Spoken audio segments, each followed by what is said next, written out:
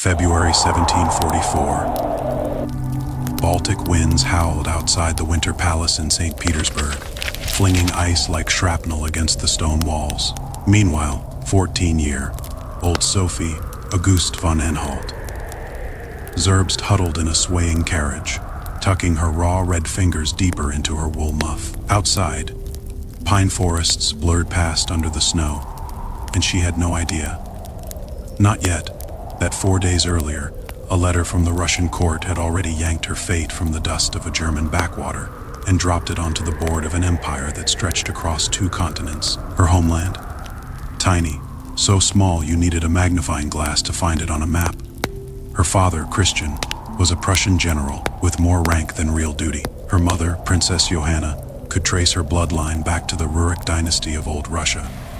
But that royal thread had long since been watered down by centuries of noble marriages, diluted to the strength of weak tea. Then came last winter.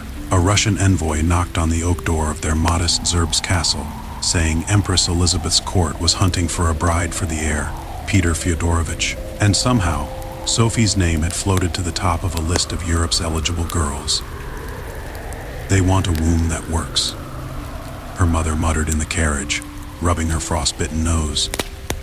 And a bloodline that won't bite back. That Rurik drop in your veins, that's your key. She leaned in, voice sharp as ice. Once you step into the Winter Palace, you stop being German. You become Fey Russian Fey, or you vanish like snow in spring. She wasn't wrong. The first time Sophie saw the gilded domes of the Winter Palace, she knew she'd have to shed her old self like a snake's skin. Empress Elizabeth loathed German barbarians, and Sophie's future husband, Prince Peter of Holstein, had been raised in Russia, but still spoke German better than Russian. At the welcome feast, as Elizabeth passed her a honeyed mead in a malachite, inlaid silver goblet, Sophie heard her own heartbeat louder than the balaika's strings. She tilted her head back, drank deep. A drop of mead slid down her chin and soaked into the double-headed eagle stitched into her gown, like a drop of blood. This wasn't just marriage, it was reinvention, a full-body transformation, a high-stakes game where her body was the pawn, her name was the disguise, and her survival depended on becoming someone she wasn't. Yet she would, and more, because Sophie, soon to be Catherine, would learn the rules of this imperial chessboard fast. And then, she'd play it better than anyone. But that was still a long way off. For now, all she had was a cold hand, a warm drop of mead, and a palace full of wolves in silk. The real test began 3 days later. A tutor sent by the Empress knocked on her bedroom door, arms stacked with birch, bark, bound Orthodox texts, and a thick Russian dictionary. From today on, the old nun said, pressing her knuckles against faith, lives of the saints Fey. You forget you were ever a German princess.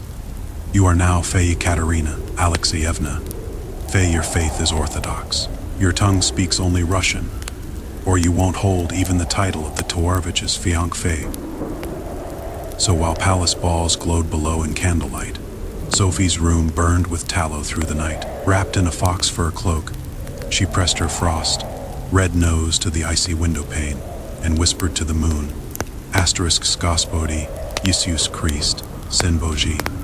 ************************************************************************************************************************************************************************************************************************************************************************************** Exhaustion won. Her forehead would thud onto the desk, and she'd jolt awake, slapping her cheeks with snow, melt water. One night, she fell asleep, mid-reading Faith Life of St. Basil Fay, her fevered brow curling the edges of the Fay symbol of faith until her maid found her at dawn. The book smelled of burnt paper and sweat. The illness hit hard. Even the royal physician muttered about pneumonia. But when Empress Elizabeth came to check on her, she found Sophie pulling a battered Russian grammar from under her pillow, voice hoarse but steady. ****, let me keep learning. Your Majesty. ***, the Empress's sable glove brushed her burning cheek, and she actually smiled. ***, this girl has more sense than Peter. ***. 3 months later, the baptism took place in the Grand Cathedral of St. Peter the Great City. As the Orthodox Patriarch pressed the silver cross to Sophie's forehead, she caught the scent of frankincense and snowmelt. Now you are Faya Katerina Alexeyevna, Faye declared, voice like a bell.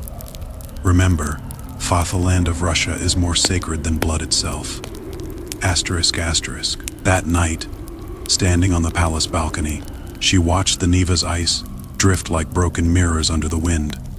Her new gown, heavy with Moscow, woven gold thread, and the 8-pointed star of orthodoxy, stirred behind her. Below, servants whispered. Asterisks changed. Even her laugh sounds Russian now. Asterisk. Asterisk right. She chatted with Cossack women in dialect, last time she handed out gingerbread. Asterisk. Those words sank into her like seeds. She remembered the soldiers' stares when she first arrived with Peter. Their thick beards, their blunt question. Asterisk, does the princess speak our tongue? Asterisk, now she could catch their gripes about pay, chew black bread beside them in the snow, and read faithy lives of the saints fey to wounded men, while Peter prattled about German military marches. Peter's voice cut through the wind behind her, older by a year, still wrapped in Prussian uniform, still wearing the Hohenzollern insignia on his shoulder. You coming? We're trying on the wedding robes tomorrow. No weird embroidery this time. Yekaterina didn't turn. She kept watching the fortress across the river, where cannons fired 21 gun salutes on feast days. She knew now, every Russian word she'd swallowed wasn't just language, it was strategy. She'd learned the bitterness behind soldiers' slang, the hunger in old women's proverbs, the power buried in Orthodox rituals. All of it had wound tight in her chest, a tangled thread waiting to become a noose. Snow began to fall again, dusting her lashes. At 14, Yekaterina Alexeyevna quietly inhaled, tucking her red hands into her sleeves. The evening bells rang across the palace, their deep tones cutting through the storm. You see, asterisk, faith, this was only the beginning. Asterisk, and in January 1762, the winter came early to St. Petersburg. Snow blanketed the golden domes of the Winter Palace, and Yekaterina heard the crash of porcelain echoing down the corridor. Peter III again, throwing a tantrum. He just hurled a custom tea set from Prussia to the floor because a servant brought in a Russian samovar by mistake. She stood in her chamber, fingertips pressed to the cold window. 12 years ago, she had stood in this very spot, watching the frozen Neva and swearing to become truly Russian. Now, the girl who once studied Russian by lamplight, who nearly died from fever after converting to Orthodoxy, watched her husband, now Emperor of Russia, trample with boots what she had built with blood and tongue. Because the real war was never about language, it was about Fey survival Fey. About knowing when to kneel, when to smile, and when to strike. And as the wind howled and snow thickened, Yekaterina knew the game was about to begin again. This time, she wouldn't just play, she'd win. Peter III's coronation became the palace's darkest joke. He stepped onto the throne in Prussian uniform, swapped the St. Andrew for Frederick the Great's Black Eagle, and muttered Orthodox prayers in German during the ceremony. But the real insult came when he declared, loud enough for everyone to hear, asterisks, Russia is a wretched country, asterisk. And at a banquet, he sneered at Yekaterina. Asterisks, you should be grateful. I didn't send you back to Germany. Even Prussia wouldn't want you, an outdated marriage tool. Asterisk, the words cut like wind through cracks in the palace walls. She remembered the boy he once was, shy, thin, always hiding behind his mother's skirts. Now he was a drunk, raging emperor who handed back Russian victories in exchange for Prussian toy soldiers, slashed soldiers' pay, and tried to replace Orthodox rites with Lutheran nonsense. Even the newborn Grand Duke Paul's baptism had been stripped of tradition. Peter had nearly turned it into a Protestant sermon. Your Highness, General Rodion Rostov of the Imperial Guard requests an audience. Her maid's whisper pulled her from her thoughts. Yekaterina adjusted the pearls at her throat. Queen Elizabeth's last gift, the last gift from Empress Elizabeth, and straightened her back. She still heard Elizabeth's final words. Asterisk, Russia doesn't need a German who can recite prayers. It needs a ruler who can make it stand tall. Asterisk, General Rostov stepped in, snow still clinging to his boots. A veteran from Elizabeth's reign, his eyes were red now, not from cold, but fury.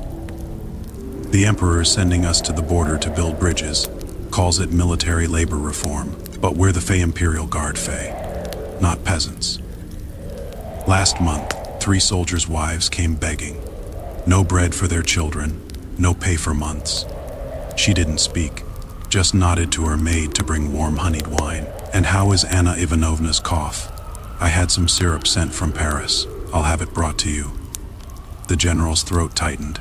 He knew what this meant. Every time he came to her, for soldier pensions, for hay for the stables, she remembered his wife, his children, his life. But never once did she curse Peter. Until now.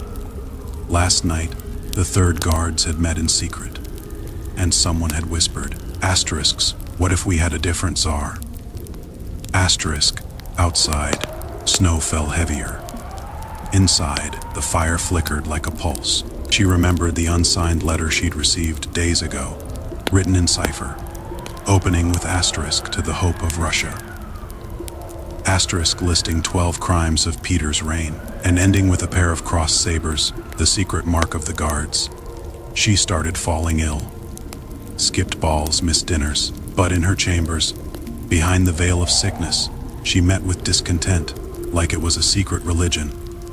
Nobles came, groaning under new taxes. Bishops whispered of church crackdowns. Junior officers brought petitions, folded like bandages over wounds. She even had a full-length mirror installed, supposedly for trying on gowns. In truth, to see who approached before they entered. Every step echoed in glass, every threat reflected before it struck. The real turning point came in late February. Grigory Orlov arrived with medicine, the palace's golden boy, the one who once leapt from a cliff to save her horse. Now, he brought her faith as Fey, a crumpled note, a death sentence in ink. My brother Alexei heard talk in the barracks. The Emperor plans to strip you of your title at Easter, send you to Schlisselburg. He swallowed hard, and worse, he wants to send Paul to Prussia, says he's too Prussian, eyed to be raised here. Her hands trembled. Paul, her only warmth in this palace of ice, that golden, haired head, now practicing Russian verbs in the next room. She remembered Peter's sneer the first time he saw the boy. Asterisks, at least his eyes are blue, like a Prussian's pity he inherited your brains. Asterisk, that night she knelt before the icons, longer than ever. Candlelight flickered across the Virgin's halo, catching the double-headed eagle embroidered on her gown. The eagle she'd once traced on maps as a girl in Zerbst, the promise she'd made to herself before she even knew the cost. She had come to Russia as a pawn. Now, she would decide whether to stay one or become the player who flipped the board. And as snow buried the palace in silence, Yekaterina made her choice. Not in fire, not in blood, but in the quiet way she'd learned to survive. By listening, by waiting, by becoming more Russian than the Russians, and then by becoming more emperor than the emperor himself. The first light of dawn filtered through the window, and Yekaterina pulled open the secret drawer. Inside, letters lay stacked like kindling, oaths of loyalty from nobles, maps of troop positions from officers, and donation lists from Moscow merchants. On top, a single page in her own hand. Asterisk's patience is not surrender. Hiding is preparation for the strike. Asterisk. She knew Peter was at the summer palace, playing with his Prussian toy soldiers, like a child who never grew up. But in the streets of St. Petersburg, whispers were spreading like spring thaw. Asterisk, the Virgin Mary appeared again. Said the real Tsar wears a blue dress. Asterisk. Asterisk, the horses in the imperial stables bowed toward the winter palace. Asterisk. Asterisk, Yekaterina's eyes glow gold at night, like the saints in icons. Asterisk. These rumors, soft and silent, soaked into frozen ground like melting snow. And as she stood by the window, watching the Neva's ice crack and shift, she heard the deep groan beneath, The sound of water rising. Off history turning. The 27th of June, 1762. Midnight. Rain fell through the corridors of the Winter Palace, carrying the metallic tang of rust and change. Yekaterina stood before the full-length mirror, her fingers tracing the Orthodox cross at her throat. The same one the patriarch had placed there 10 years ago, when she renounced Lutheranism. Candlelight danced in her eyes, hidden sparks in a long-buried flame below.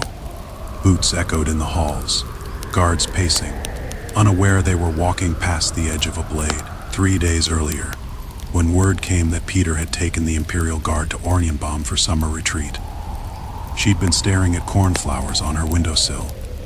That clumsy man in Prussian uniform, finally giving her the chance she'd waited for. The half-year of his rule had been a parade of madness, returning conquered lands like a child returning stolen candy, mocking Orthodox icons at banquets, ordering soldiers to smash chapel frescoes with rifle butts. Even his pet poodle seemed confused who ruled Russia, him or Frederick the Great. But Yekaterina knew better than to rely on grumbling nobles. She had spent the last 6 months soaking in power like a sponge. She sent Parisian lace gloves to officers' wives, and when they complained of unpaid wages, she blinked her blue eyes and whispered, "Asterisk, maybe. The Tsar should hear what the soldiers are saying." Asterisk. She slipped 3,000 rubles from her private purse to the bishops for church repairs, attaching a note, "Asterisks, may God protect Russia." Asterisk. Even the emperor's favorite physician had accidentally let slip. Asterisk. His Majesty's been muttering about making Russia a Prussian province. Asterisk. Now, footsteps clattered at the corridor's end. Grigory Orlov, breathless, still smelling of horse dung. His eyes burned brighter than his saber. Asterisk. 300 from the Izmailovsky regiment are ready in the woods outside the city. They're saying they want to guard you at morning prayers. Asterisk. She nodded. Her fingers tapped the table, their signal. Outside, rain suddenly fell harder, pattering like 1,000 pebbles. At 4 in the morning, she slipped from the palace in a black cloak. The driver, a veteran trained by her own hand. The wind through the carriage curtain carried the scent of damp earth. As the golden domes of the Savior Church emerged from the mist, she touched the notebook tucked close. Names, favors, grievances, all written in her neat German hand. The bells rang their 7th chime, and then the Izmailovsky regiment poured in, not in uniform, but with Orthodox crosses pinned under their hats. Someone shouted, "Asterisks! We want a real Russian ruler. Asterisk another. Asterisk long live the Empress." Asterisk. The square caught fire like dry hay. When the news reached Oranienbaum, Peter was still toasting his new Prussian medal. He laughed at the courier's trembling face. Asterisk. That German girl. What can she possibly do? Asterisk. Half an hour later, his commander burst in, voice shaking. Asterisks. The guard has turned. Asterisk. Peter's hand shook.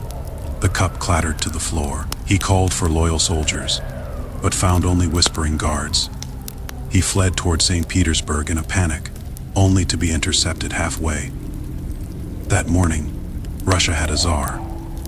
By nightfall, it had an empress, and Yekaterina, no longer pawn, no longer foreign girl, stood in the palace of power. Her boots still wet with mud from the streets, her eyes still wide with the fire of change, because she had learned the secret long ago. A throne is not taken with swords.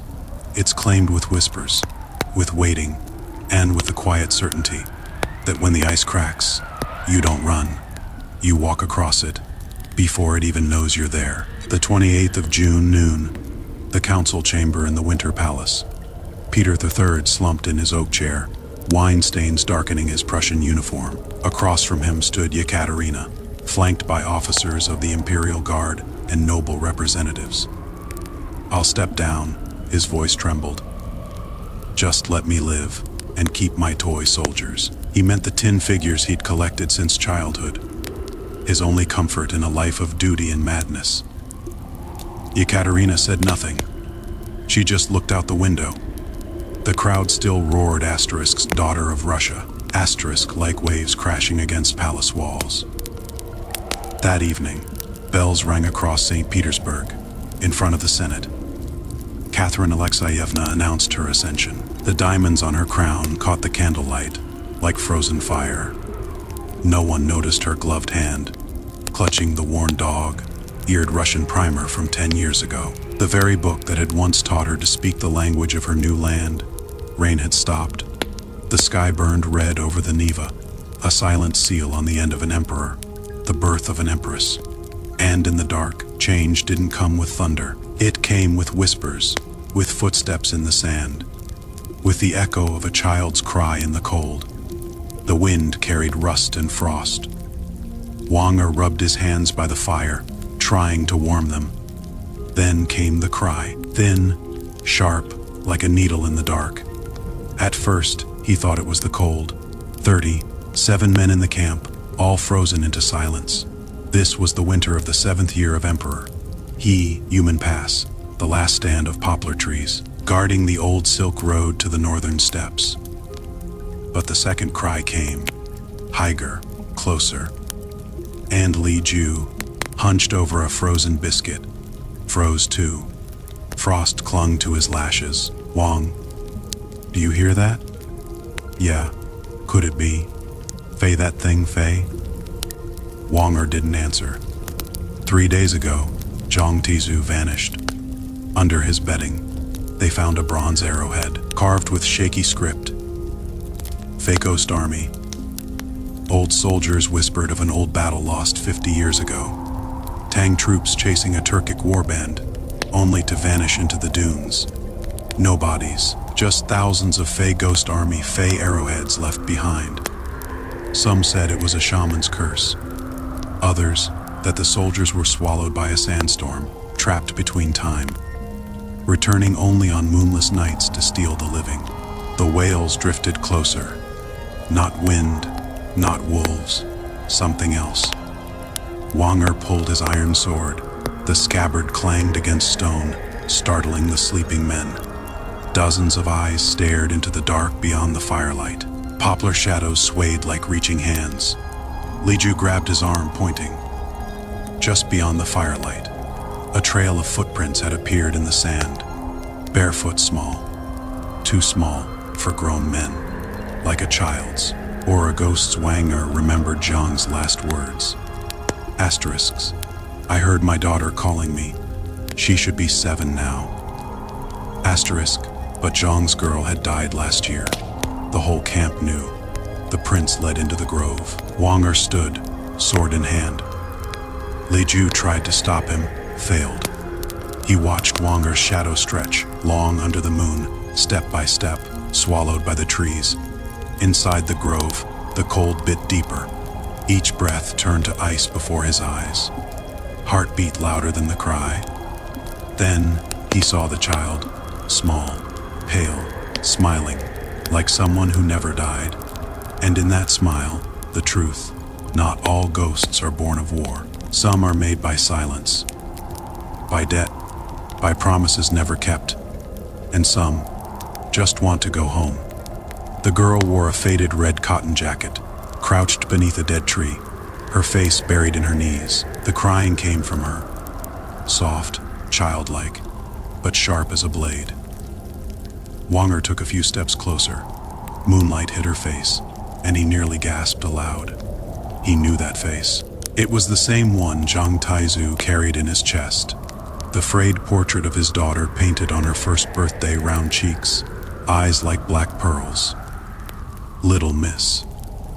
His voice came out, rough, dry. How'd you get here? The girl slowly lifted her head. That's when Wanger saw what she held in her arms. Not a doll, a Fei-head Fei, pale as snow under the moonlight. A scar on the left temple, the very mark of Zhang Tiezu's face. Wang's sword clattered to the ground. He tried to run, but his legs wouldn't move. The girl smiled. Her laugh was sweeter than honey, but colder than death. Her arms tightened around the head, and it Fei smiled Fei too. Lips stretching to the ears, teeth black as rot. Wang saw sand pouring from the severed neck, trickling down like it was fey-alive fey, like it was crawling into his lungs. "Uncle," she whispered, voice syrup, sweet. "Will you help me find my father? I've been looking fey everywhere, fey." Wang tried to scream, but his throat was full of cotton. Behind the girl, shadows rose from the grove, some in leather armor, some in rags, all barefoot. Their footprints in the sand were jagged, broken, like they'd just clawed their way out of the earth. He smelled it now, the stench of old graves, of bodies left too long in the dirt. He remembered the old soldiers' stories, asterisks the ghost army only leaves when they filled their ranks. If 3,000 died, they'll take 3,000 more. Asterisk. 3,037, Wang muttered, his voice cracking. That's how many went missing in that battle 50 years ago. Not 30,000, not 300, 3,037. The girl's laugh rose. The head in her arms turned, locking eyes with him. He felt it, the sand crawling up his legs. Fine as flour, cold as grave soil. It slipped past his waist, crept up his ribs, and reached his throat before he could breathe again. Liju's voice came from far away. Wanger. But it was fading, dissolving like ash in wind. The girl's hand brushed his cheek, colder than winter. "Let's play hide and seek, uncle," she whispered. "You hide, I find. And when I do," her eyes gleamed, "you'll be my daddy." The last thing he saw, the shadows lifting their hands, each gripping a bronze arrowhead. The character's fake ghost army, fey glowed faintly blue in the moonlight. Sand reached his eyes. He tried to close them, but couldn't. Just before the dark swallowed him whole, he heard Zhang Tizu's voice, thin as a dream. "Brother, I'm sorry. When I left, I didn't pull you with me." At dawn the next day, reinforcements arrived. The fire still smoldered. Tents stood in perfect rows. 37 beds were neatly made. 37 pairs of boots lined up, as if waiting for their owners to return. But the men were gone. Only the desert remained, and 37 trails of barefoot prints, leading deep into the poplar grove, never to return. Just like the last time, the ghost army came calling. The rainy season in Palenque, 1994, came down like a curse. Rainwater seeped through limestone cracks and pooled in Alberto Ruz's waterproof boots. He crouched under the glow of a flashlight, a speck of red powder clinging to his brush, the size of a fingernail, dry as old blood. This was his 42nd year in the ruins, from bright-eyed student to silver-haired legend. He had scraped jade from Bakal's sarcophagus, decoded cosmic maps from temple murals, but now this red dust made the hair on his neck rise like a warning. Bakal's tomb had only 9. The bone specialist leaned in. Her teeth told a story. Red stains ran deep. Not just canines died for ritual, but molars too. A custom only mentioned in one place, the Blood Moon Priestess, a sacred title whispered in myth. Rain stopped. Moonlight pierced the torn plastic above, casting long shadows on the blood-red walls. Ruz flipped his notebook open to the page from 1952 where Bakal's sarcophagus once read, "His wife waits in the red house." He thought it poetry. Now, maybe prophecy. The pelvis told the tale. She died around 35, the peak of a Maya queen's power. Her skull bore the unmistakable elongation of Palenque's royal look, a long head shaped by tradition. And on her neck, a healed scar, a ritual cut, deliberate and deep. This wasn't just another grave, it was a mirror. A queen's tomb, hidden for centuries, waiting beneath the same stones that once cradled her king. And now, at last, the red house had opened again.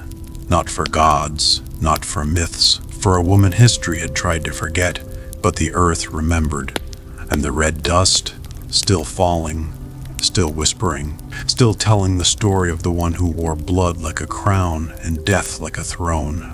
She wasn't just any noble, the osteologist murmured, brushing dust from the pelvis. Look at this. She gave birth to at least 3 children, but her teeth, barely worn. She never chewed coarse food. That means status. That means power. Ruse thought of the codices again. The Red Queen's blood feeds the maze. Her tears cool the volcanoes. Now, the cinnabar on the tomb wall still glowed like buried fire, and on the jade ornaments faint traces of old glyphs lingered, a king's name deliberately erased, overwritten with hers. As the first light of dawn crept up Palenque's pyramids, Rose wrote in his journal, "We found her, not Pakal's wife, not a prince's mother, just her, the Red Queen, another son of Palenque. And in the excavation tent, her bones still lay wrapped in vermilion dust, jade mask stained with red as if her blood had never stopped flowing." No one knew her true name. No one knew how she climbed to power. No one knew if that scar on her neck was a mark of honor or betrayal. But one thing was certain, Palenque's story was never just about kings. It was about the women who ruled in the red light behind them. The beam of the flashlight trembled as it hit the coffin's seam, not from cold, but from shock. 30 years in the jungle had hardened Pa into a man of rain and rot. But this glow? This wasn't decay, it was life, Ga. When the final joint gave way under bamboo picks, Palenque, the city of words in the Mayan world, on a patch of ruins no bigger than a plaza, over 20,000 glyphs were carved in stone. In 1952, Rus had blown open a passage beneath the Temple of the Inscriptions, following a 7-meter tunnel to Pakal's tomb. The tomb pulsed with light, not from bulbs, but from the objects themselves. On top lay a jade plaque, smooth as velvet, resting like it was waiting. The old man almost reached for it, then stopped. His student yanked his arm back. "Gloves first, sir!" It was palm-sized, carved with glyphs around the edge, and in the center, a quetzal in full flight. Feathers sharp enough to count, each tip glowing like it had just been plucked from the sky. Quetzals were sacred, their feathers were currency, but jade carved into a bird like this? Only in myths. Then he saw the back. Cloud and thunder patterns carved so fine they looked like breath on glass. Under magnification, each groove held traces of cinnabar, red bleeding into jade, like a wound that never healed. Underneath, a necklace. 108 jade beads, each no bigger than a pea, smooth as river stones, each drilled with a hole so fine it could thread through hair. Every bead the same color, deep green, like jungle pools in shadow. Lab tests later showed they came from Guatemala, the finest jadeite. But to carve 108 of them to match, that meant months, maybe years of work, and a fortune in waste. And the string? Gone to dust. But where it once ran, gold powder still clung, visible only under UV light. This wasn't just a necklace, it was woven with gold thread thinner than spider silk. Then came the pottery, not the usual red or gray. These were black, polished like obsidian. 6 pieces, 3 jars, 2 bowls, 1 spouted vessel. Pa brushed away the dust and gasped. The spout bore a feathered serpent, coils stacked 3 deep, each scale etched with a pinpoint. 16 full rows of scales, sharp as fresh-cut jade. The precision, unbelievable. To carve like this, the potter had to strike the clay at the exact moment. Not too wet, not too dry. One slip and the whole vessel cracked. One delay and the clay hardened too fast. And yet, these survived. Perfect. Thin as paper. He held one to the light. It glowed. Not cracked, not burned, just fired at over 1200 degrees CG. But the Maya didn't have kilns like that, just wood-fired pits. So how did these survive? How did they shine? No one knows, not yet. And as the flashlight swept the tomb again, Pa realized this wasn't just a burial, it was a message. A woman's voice carved in jade, painted in cinnabar, sealed in stone for 1,000 years, just waiting for someone to listen. And now, the Red Queen speaks, not through kings, not through myths, but through jade, fire, and red dust, through the silence of a tomb that the lid of his sarcophagus bore the words, "He ascends to the heavens," and in the sockets of his jade eyes, moonlight still clung after 1,000 years. After that, the world watched Palenque like a sacred book. But Ruse always knew the city's secrets ran deeper than kings. Once opened, refuses to be forgotten. The bottom held a cloth, or what was left of one, carbonized, stiff as stone. Pa eased his trowel under its edge, brushing gently. Slowly, the weave emerged. Twill, 24 threads per inch, tighter than modern cotton. Faint colors showed under infrared, blue, green, yellow. The story of Ix-Hunixel, the maize god. First panel, the god rising from an ear of corn. Second, scattering seeds. Third, stalks climbing to the sky. Fourth, a woman stood atop the maize. Feathered crown, staff in hand, and her face matched the skull in the coffin. Later, they found a lacquered box in the corner. The wood rotted, the paint stuck to the soil. When lifted, it revealed a painted funeral scene, 4 bird-masked bearers.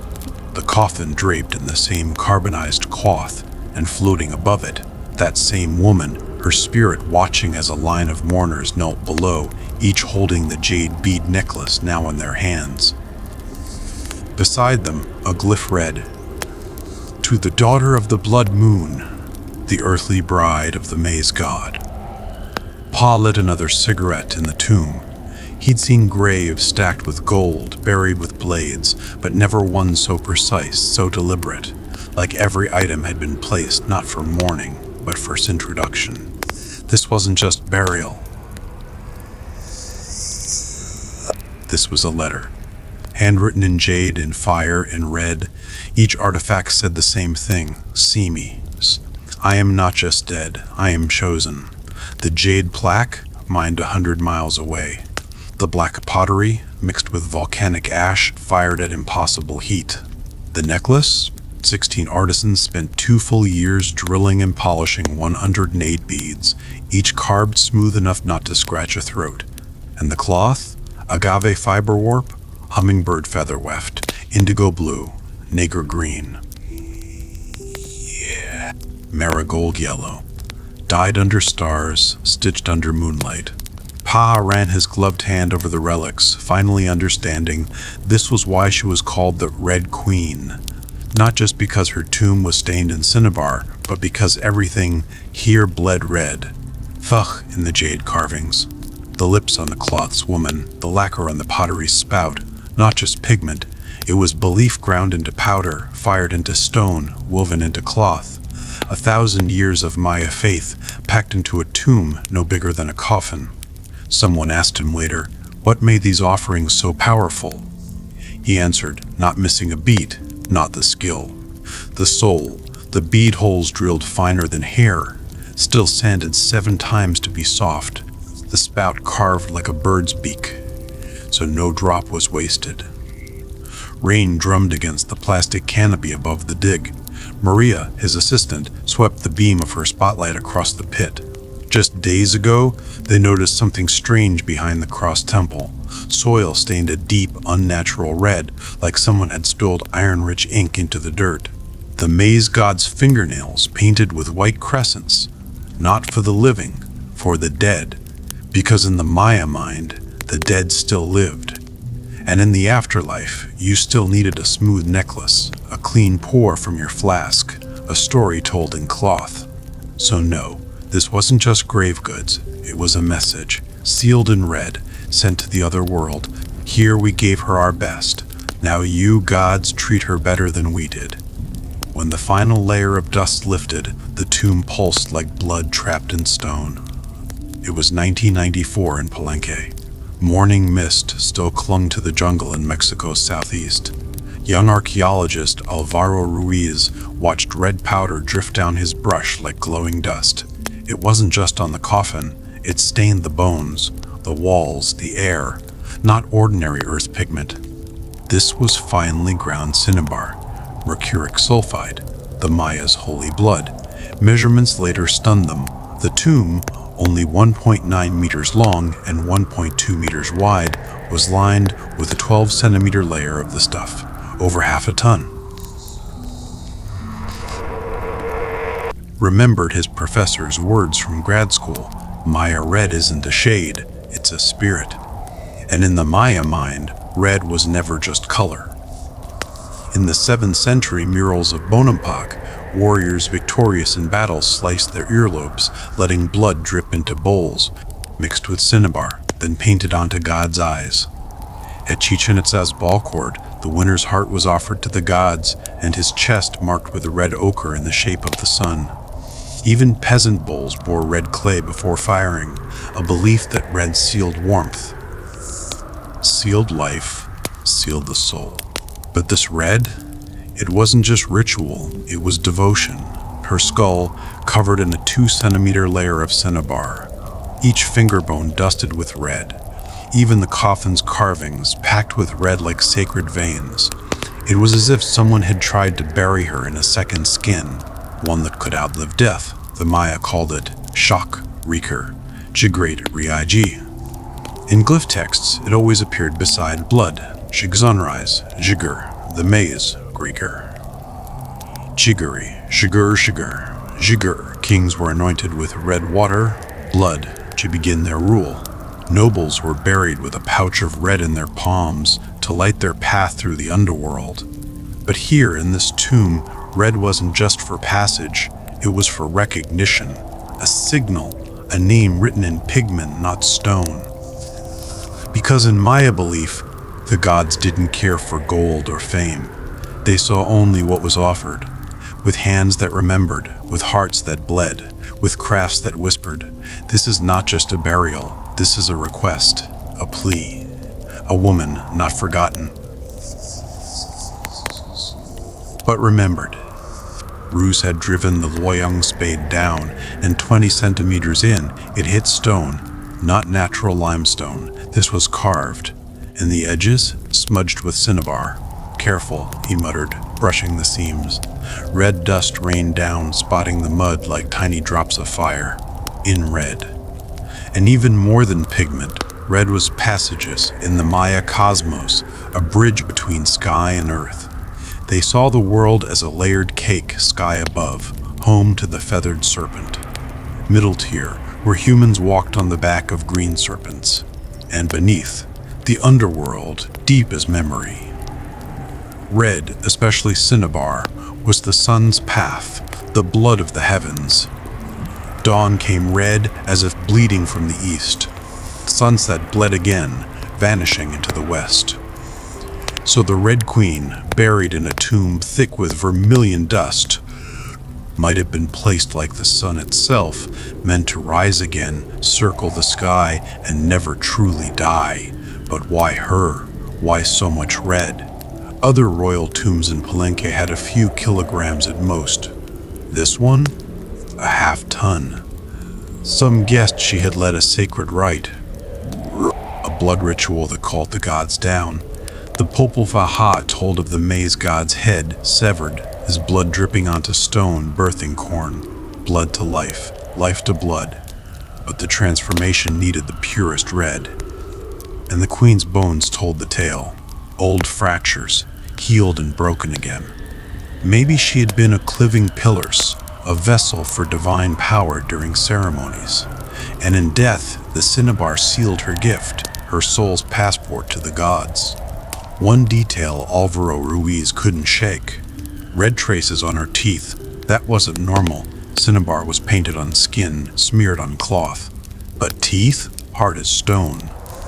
Unless, in her final moments, someone had pried her jaw open, dipped a finger in red powder, and marked each tooth, like a spell for the afterlife. He remembered an old Maya tale from the jungle. If the dead taste red on their teeth, they can row across the blood river, their teeth as oars. Now, under museum lights, the replica of her bones still glowed with that ancient red. Not just mineral, not just pigment, a message sealed in time about how death could be rebirth, how color could be prayer, how one woman, wrapped in red, still ruled Palenque's sky long after she left the earth. Whispers ran wild again. At the third watch of the night, a bell rang, not the clang of a merchant's chime, but a thin, cold thread of sound slipping through the carved window of a house locked for 20 years. It curled around the cobblestones, then drifted south like it had somewhere to go. Old Kang, the Persian spice trader, swore he heard it first. He held up his glass lantern, peering through the crack only for the oil to spill, staining the doorstep blue. Then came Afu from the dye house. When the first slab lifted, the air in the pit thickened. Not empty space beneath, just layers of red. Walls, floor, ceiling, drenched in vermilion. The Maya called cinnabar stone blood, the sacred red of gods, but even Pakal's tomb paled in comparison. Delivering silks under moonlight, he saw shadows in the upper window, a flicker, then a flash. A sword danced in the dark, but the tassel on its hilt, same as the one lost with General Yunhui Li Hongji. Every elder in Chang'an could recite his tale with eyes closed. Li Hongji, the Cloud General, once led 3,000 black-armored cavalry in a night raid on the Turkic Khan's court. 18 enemy generals fell. The golden wolf banner still hung over Zhuka Gate, tattered but proud. Yet on the eve of his return, he vanished, taking his 300 elite guards into the Blackwing Canyon of the northern steppes, never came back. 3 search parties sent. All returned empty, save stories of sandstorms that swallowed men whole. His family built a sour of waiting in the southern quarter. Each year on his birthday, a white-robed servant scattered gold hoof-shaped coins to light his way home, to guide his horse's return. But now, 2 centuries later, the bell still rang. The shadow still danced. And in the dark, someone still waited, not in the tower, but in the red, in the dust, in the sound that never faded. The house belonged to old Nurse Wang, General Li's wet nurse from childhood. 20 years ago, the night before he left for battle, she knelt at the gate, blocking his horse with a copper bell in her hands. It was a toy Li had shaken as a boy, forged from West Asian bronze. Its sound could carry half a cliche downwind. She claimed the bell had absorbed his minga, his fate, his soul. If he meets disaster, she swore, this bell will ring on its own. 7 days after the general left, the bell rang, and Nurse Wang vanished. Someone saw her slip into the southern quarter, wrapped in red cloth, a blood-stained edge fluttering behind her like a trail. That night, Officer Zhang Zhuji was on patrol. He carried a pudal at his waist and memories in his chest. As he passed the western market, the bell rang again, sharper this time, faster, like he was running through the wind. Zhang tightened his grip on the flint in his pocket, his throat dry. He remembered that day 20 years ago, a starving boy caught stealing bread. Instead of a beating, Li's guard handed him 2 loaves. When the general returns, he said, every bakery in Chang'an will hang banners of victory. Now, beneath the moonlight, Zhang saw something strange. His own shadow stretched beside another, taller, darker, clad in black armor. The fish scale pattern on the chest plate gleamed like frost. General? His voice barely escaped. The figure drifted toward the house. Bruce's hands trembled. He had seen noble burials with cinnabar floors, cinnabar-painted coffins, but a tomb entirely sealed in red, only in the codices. And there, it was known as the Red House, the gate to the gods where only the divine could dwell. Zhang followed. The lock on the door hung open, not broken, just unlocked. Unlocked! On! Inside, the air stank of mildew and rust. In the center of the hall sat a red lacquered chest. On top of it, a tiger token, the very one that once summoned troops in Li's name.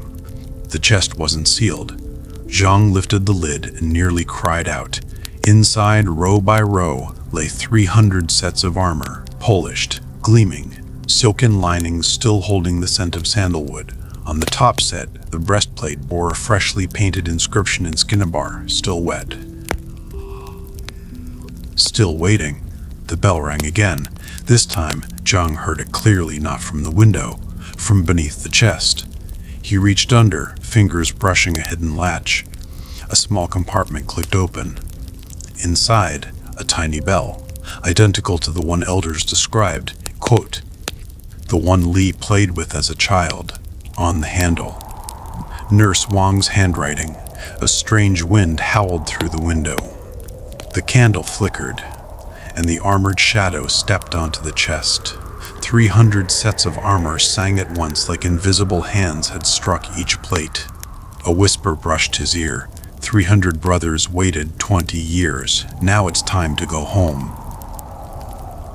And in the dark, Zhang Juji understood. This wasn't just a bell, not just a chest, not just a ghost story whispered in the market. This was a summons. A pact sealed in red. A general's oath. A soldier's debt. And as the wind howled through the broken streets of Chang'an, as the bell trembled in his palm, Zhang felt the weight of history settle behind him. Not just one ghost, but 300. Waiting. No longer silent, no longer still. And the night had only just begun. The next morning, merchants in the western market found the old house locked again. Same copper latch, same rusted creak. But down south at the Tower of Waiting, the servants had a story to tell. The golden horse hoof coins scattered before the gate were gone. In their place, fresh hoof prints stretched across the stone from the tower straight toward the western market. Even stranger? The old woman who cleaned the tower claimed she'd dug up a red bundle beneath the peach tree. A swatch of gray-white hair, tangled and stiff, and half a blood-stained armor plate. The fish scale pattern carved into it, identical to the engravings on the golden wolf banner still hanging at Druka Gate. The Golden Guard sent men to investigate. They found nothing in the house but dust, but the old woman kept dreaming. Night after night, a black armored figure stood beneath the peach tree, blood dripping from his chest plate, blooming into crimson blossoms at his feet. Some said it was the spirits of the 300 elite guards. Brush by brush, the dust fell away. A skeleton emerged. Even the calmest team member sucked in a breath. Covering the skull, a jade mosaic mask, obsidian earplugs carved with feathered serpents. And across the chest, a jade plaque bearing the name Ishkabal Yakkuk, Lady of the Night Serpent, lost in the Blackwind Canyon 20 years ago. Finally following the bell's call home, others whispered that Nurse Wang's bell had been a bridge between worlds, holding Li's soul in red dust and iron until the time was right. But the bell never rang again. Not until 3 years later, on the Lantern Festival night, a little girl floated her river lantern into the moat, watching hundreds drift with the current. Then came 300 more, all in a line, all lit, each bearing a name. The largest lantern at the head bore the inscription, General Yunhui Li Hongji. As the lanterns passed the old wooden house in the western market, a faint ring echoed from within, soft, short, like a bell shaken once by unseen hands, or wind slipping through an empty place. The girl never forgot it. Neither did the city, because some stories don't end with death. They wait, they watch, they ride the river home under lantern light, armor gleaming in the dark, bells ringing only for those who still remember. And in Chang'an, some memories refuse to sleep. A suffix only royal women bore. The burial position was stranger still. She lay flat, arms folded. Left hand held a jade tube, right hand clutched a half shell. At her feet, 17 ceramic cups, each sealed with a jade lid, a feast fit for only the highest of the high. If you time traveled to 12th century France and got invited to a lord's feast, do you think you'd make it out alive? Don't get too excited. This isn't some cozy dinner party. Nah, it's more like a silent battle royale. You walk into the castle hall stepping on damp stone floors, torches flickering on the walls, and the smell of roasted venison mixed with sour wine hits you right in the face. But chill for a sec. From the moment you step through that door, every move you make, every glance you throw, is being judged by 100 pairs of eyes. Wealthy merchants and faraway pilgrims. And the further out you sat, the colder it got in winter, right by the edge where you'd be shivering, and in summer, right next to the pile of dirty dishes and buzzing flies. Last spring, a young Breton viscount thought he could slide into the steward's seat because he just won a battle. The Lord didn't say a word. He just, accidentally, dripped some venison juice right onto the viscount's fancy embroidered sleeve. 3 days later, the viscount got orders. 3 acres of his land were now going to the steward's son. The reason? If you don't even know where to sit, you can't manage land. Food wasn't just food anymore. It was a flex. The Lord's plate always had the juiciest venison leg, crispy roast goose, and stews spiced with super rare saffron that he probably paid a small fortune for through Venetian traders. Most nobles wouldn't even see that stuff more than a few times a year. If you stared at the Lord's plate too long, the steward would jot you down in his little notebook, too ambitious, not trustworthy. But if the Lord actually served you a piece of meat himself, that was like a gold medal. It meant, you matter to me. 2 years ago, an old count's youngest son got half a quail from the Lord and got engaged to the richest girl in the next county the very next day. But don't think just sitting in the right spot and using the right fork means you're safe. You gotta watch when the Lord takes the first bite. If he hasn't touched his food, nobody does. And when he drops his knife and fork, doesn't matter if you're full or not, you drop yours too. You can't drop too many crumbs or they'll call you starved like a pig. Can't eat too slow either. What are you, royalty? And don't even think about talking freely. Compliment the Lord's hunting dogs. He'll think you're kissing up. Mention the weather's too damp. He might think you're dissing his castle. Even coughing had rules. One unlucky knight forgot to cover his mouth and got rumors going. He had TB. Next day, he was kicked out of the feast. By now, the dinner table wasn't about filling your stomach. It was a power move. Every slice of bread, every sip of wine, every inch of space screamed, "I'm better than you." The Lord sat in the center like a chess master, watching who played nice, who was trying too hard, and who was secretly plotting. Meanwhile, all the nobles smiled and passed the meat, but inside, freaking out. Did I look too eager? Why is the Lord looking at me weird? Should I bring a fancier knife next time? You thought this was just dinner? Nah, it's a battlefield without smoke. That clink of forks could mean gaining or losing land. That toast you raise might decide your family's fate. This ain't no modern buffet. 50 years earlier, things were totally different. Nobles were just recovering from war, the castle walls still had arrow holes, and the menu was like coarse bread, salted meat, and sour cheese.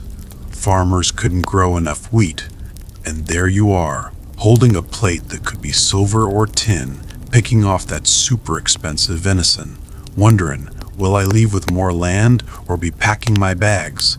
It's spring night in 1278, and the banquet hall in Burgundy Duke's castle is lit by silver candelabras, flickering on the tapestries like they're breathing. New Knight Raymond de Montfort stands at the door, swallowing hard. The sheepskin invitation in his hand glows with golden thread spelling, dinner, but right now it feels heavier than an anvil. 3 days ago, he stopped a Flemish raid at the border. Should have been tonight's hero, but as he scans the long table, the hairs on his neck rise. At the head, the Duke stirs his mead with a silver spoon, the family crest tapestry behind him hiding the edge of the dais. Along the table, 24 nobles are lined up like chess pieces. Right next to the Duke sits old Count Beaumanoir, his emerald-studded pin aimed right at the Duke's left shoulder. Everyone knows that's the Golden Foot, close enough to show favor, far enough to stay respectful. Raymond's boots click on the stone floor.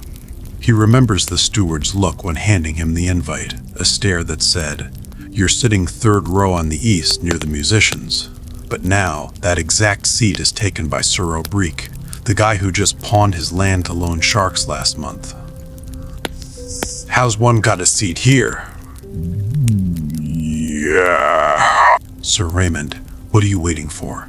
The steward's voice slides up behind him like a needle. Suddenly, every eye in the hall is stuck on him. Count Beaumanoir's son smirks, picking at a quail leg with his knife, scraping the silver plate with an annoying squeak.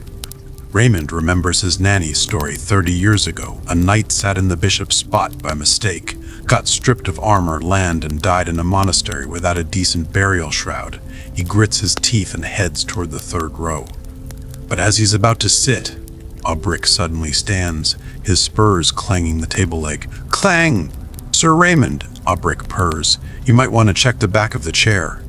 Raymond looks. Carved into the walnut wood is a tiny golden flower, the Beaumanoir crest. That seat was marked. Like a dog claiming a tree. Whispers bubble up, doesn't know the rules. Country bumpkin, even the musicians stop plucking. Raymond feels fire rising from his chest to his ears. He's fought 3 enemies at once and never felt this shaky. Then the Duke's voice cuts through like a cold arrow. "Sir Raymond, why are you standing at Sir Aubric's seat?" The air froze. Raymond's forehead broke out in cold sweat. He finally got it. A seat wasn't just wood and cushion. It was a living tombstone carved with rank. The closer to the Duke, the more favored you were. Hunters could chase deer for 3 days and come back with nothing, and mealtime was basically about survival. Lords and knights would sit around the long table clanking knives and forks louder than their voices, grabbing that juicy sheep leg with marrow or sneaking an extra bowl of hot soup. Crests on chair backs, gold threads in tablecloths, silver patterns on plates, all invisible borders. Last winter, Baron Arno sat in the bishop's spot by accident, and boom, his castle got raided the next day on charges of counterfeiting coins. Spring before that, Lady Isabel stitched her family crest on the wrong table corner and got ghosted by high society for 6 months. Even her daughter's engagement got called off. "Your Grace!" Raymond's voice shook. "I must have mixed up my seat." He backed off to the 4th row on the west side. Chairs. There were bare, not even a copper nail for decoration. When he sat down, his knee bumped the table leg, and half a spoonful of stew sloshed out of his plate, landing right on the embroidered crest of his family's tablecloth, his mother's last gift, stitched with her own hands. Now the iris flower was soaked in grease, drooping like it was dying. Halfway through the dinner, the Duke raised his golden goblet. "For Sir Raymond's bravery," he said, eyes sweeping the room, "he deserves a closer seat." Old Count Beaumanoir bowed instantly. "Your Grace, the 3rd seat on the east is for nobles holding at least 3 churches worth of land. Sir Raymond is newly knighted. His estate hasn't even settled under his name yet." Raymond dug his nails into his palm. He finally got it. That long table was basically a truth mirror. Mess up your seat and you were either a bold challenger or a clueless pushover. Either way, you were screwed. In the corner, Aubric winked at him. Yep, he was just the Count's pawn, planted there to throw Raymond off his game. As the feast wrapped up, moonlight stretched the castle's shadow far across the ground. Raymond stumbled out, head fuzzy from wine, when the steward's whisper hissed behind him. "Sir, next time you come to dinner, have 3 copies of the Aish Burgundian seating chart copied out. 1 to carry, 1 under your pillow, and 1," he paused, "burn it for your ancestors so they'll pray you don't mess up your seat again." A gust of night wind slapped Raymond's face with a few dead leaves. He stared toward the direction of his land. Distant bonfires still burning. Now he got it. Battlefield swords you could dodge. But that seat at the table? That was the real silent dagger in a noble's heart. Nail it, and its glory. Mess it up? That's family shame that sticks for generations. And no amount of scrubbing gets it out. It's spring night 1290, and the Montfort Castle in Champagne reeks of something oddly sweet and bloody. Lord Jean de Montfort throws a 12-table feast to celebrate his 2nd son's knighthood. Silver candelabras light up the family crest on the wall. That was the main event. The old steward would sit down, yell, "Don't fight," while his own plate was stacked higher than everyone else's. Back then, dinner was all about filling your stomach, not showing off. But by the 12th century, everything changed. A soaring blue eagle, now hovering right above the head seat, watching over the sea of noble hats below like it sees everything. No one noticed the young knight at the far end of the fourth table. Etienne, the only son of a minor Burgundian border lord, clenched his goblet a little too tight. He'd worn his brand new velvet jacket for tonight, gold thread stitching his family crest glowing warm in the candlelight. But after his third sip of mead, fire suddenly clogged his throat. His cup clanked onto the wooden table, splashing wine onto the silk pants of the old count beside him. "He's seizing!" someone screamed. Etienne's body curled like a shrimp, blood-tinged foam bubbling from his lips, nails tearing gashes into the tablecloth. The steward rushed over to help, but Etienne flung out an arm and shoved him back, knocking over a silver tray of turmeric-heavy stew. The air exploded with spice and blood, and that's when everyone noticed. That stew was way too yellow, bright, almost unnatural, no accident. In medieval noble feasts, spices were never just about flavor. Nutmeg, saffron, turmeric, these pricey imports from the East didn't just hide the rot of old meat. They were perfect for masking poison too. Juice from monkshood, powdered hemlock root, even deadly nightshade from the Med. All could hide in a spiced dish, and dull, noble taste buds would just blame it on heavy seasoning. Etienne's wine had been laced with crushed hellebore seeds. That pretty purple flower, its juice stops hearts cold. Looks like sudden illness, but it's murder dressed in bloom. The best time to poison? When the wine pitcher gets passed around. The Montfort castle used a gilded copper jug big enough to pour 30 cups. Tradition said it started at the head seat. Lord drinks first, then in-laws, then local knights. If you wanted someone dead, just drop a wax capsule from your ring into the jug right before it reached them. The wax melted with the heat, poison mixed right in. Even sneakier, random hits like dusting poison into a shared soup pot and watching your enemies dig in, like in 1278, when 12 barons at Aquitaine Duke's Christmas feast died from lamb stew spiked with deadly henbane. Turned out the Duke's bastard did it, trying to weaken the nobles blocking his claim to the title. But nobles weren't totally blind. Every big lord had a taster. Usually a peasant who messed up or a war prisoner. They had to taste every dish, every sip, before the lord touched food. Marcel, the taster at Montfort, was now shaking in the kitchen corner. He did try that mead half an hour ago. Lords were expanding their lands. Grain piles were rising in the manor, and wine cellars were stocked for 10 years. Now that everyone could eat, the new question was, how do you prove you eat better than everyone else? How do you make sure everyone knows your seat at the table matches your family name? Sure, but not deadly. What he didn't know, some poisons kick in after 15 minutes, just enough time to pass the safe test, then hit the real target. Silver spoons were another fake comfort. Nobles thought silver turned black when it touched poison, so every guest got silverware. But aconite doesn't darken silver. Hellebore juice only leaves a faint gray. Easy to mistake for a missed polish. Right now, Etienne's spoon still lay beside him, shiny as new, the perfect fake alibi. Everyone thought he just dropped dead from sickness. Until 3 days later, the monk doing the autopsy found half-digested hellebore seeds in his stomach. The worst? Blood feuds sparked by mistaken kills.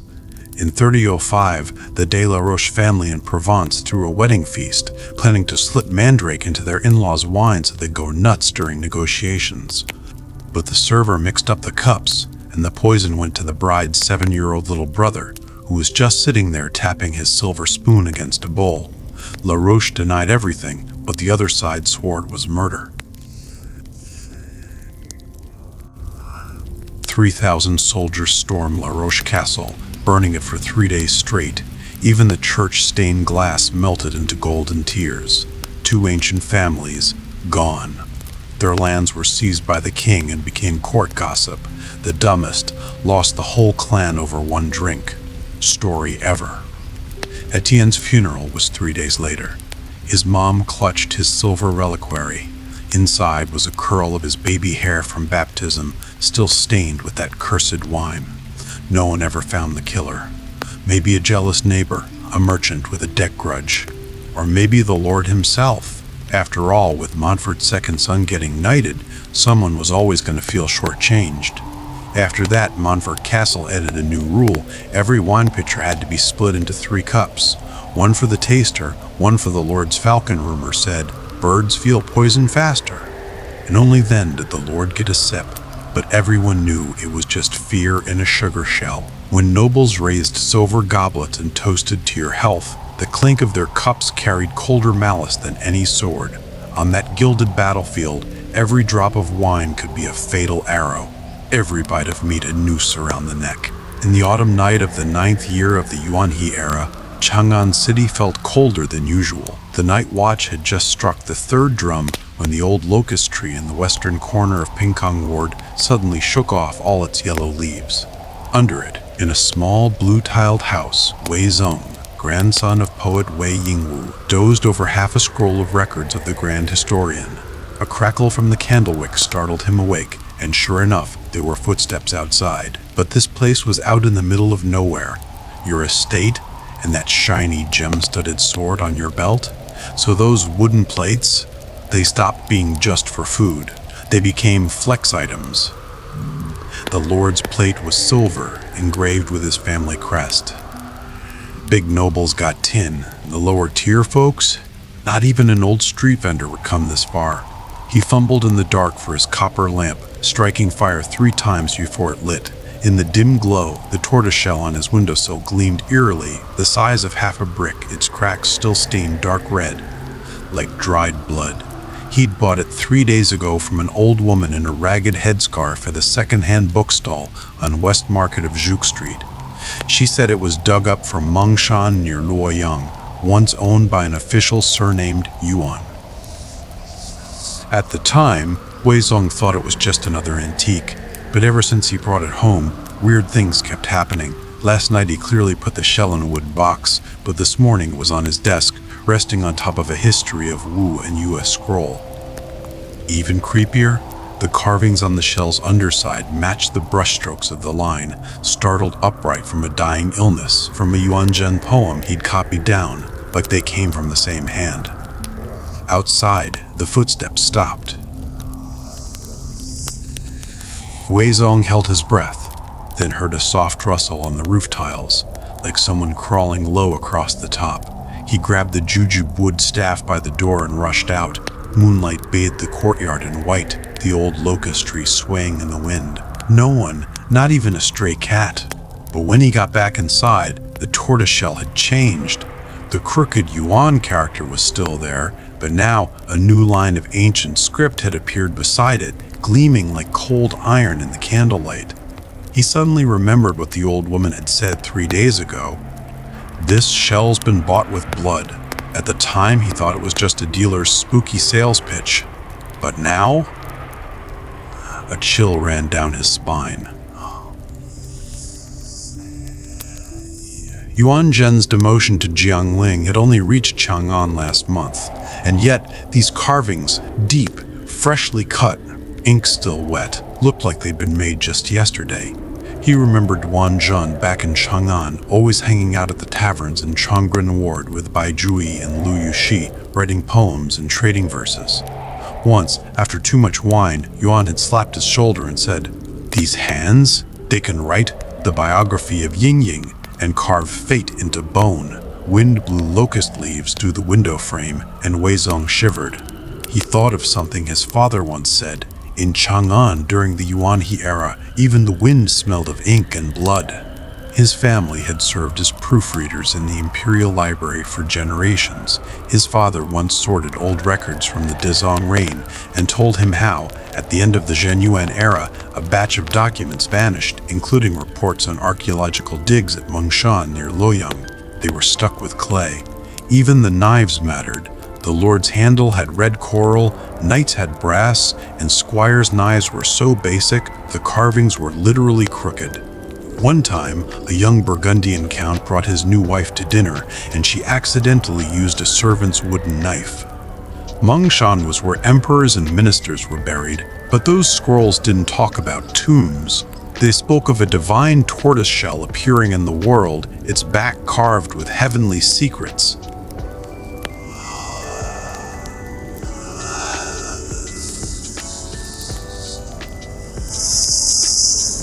A drop of dark red oozed from the fench, landing on the records of the grand historian, staining the page right over the biography of tortoiseshell divination. He remembered Yuan Zhen's lines in Chong of Lianchang Palace. Slowly, the final piece of Liangzhou ends, and every note of kucha music rolls on. Gan Wan kucha music, and the Gai Wan kucha music, and the Gai Wan tortoiseshell. Were they the same?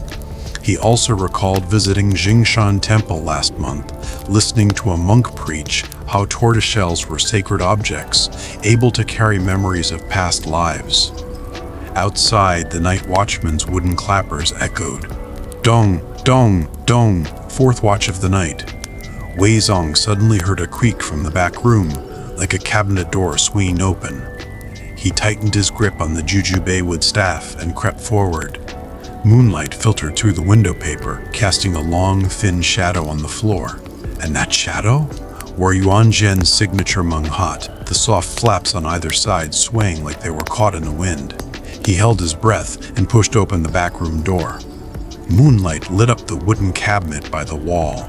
Door wide open, inside stacked neatly with Yuan Zhen's poetry drafts. On top, the rough copy of 5 Laments on Lost Love, ink still fresh. Beside the line, once you've seen the sea, no other waters move you. Tiny characters scribbled in the margin. The tortoiseshell for Mongshan, carved with my life and death.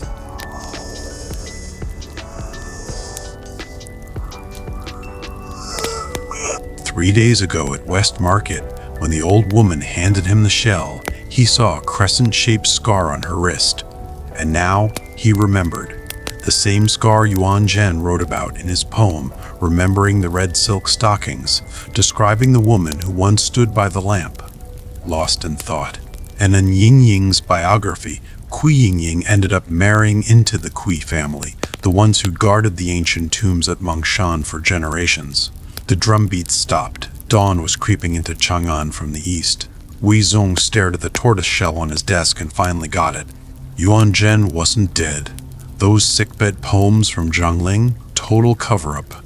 The real Yuan, he was probably hiding in some tomb at Mongshan, carving secrets into tortoiseshells, etching the truth into bone where no one else could see. And that old woman? Next day, the whole castle was gossiping. That outsider doesn't even know which knife is hers. Her family's probably about to lose their land. And don't even get me started on seating. The main seat in the hall was always the Lord's. To his left, his most trusted steward. That shadow, the bloody token, all part of his plan. To drag Wei Zong, the last Wei librarian, into the biggest secret of the Yuan He era. The shell trembled again. Wei Zong caught a whisper in the wind, like Yuan's voice, or maybe rising from the earth itself. I passed through fields of flowers, but never look back, half monk, half heartbroken.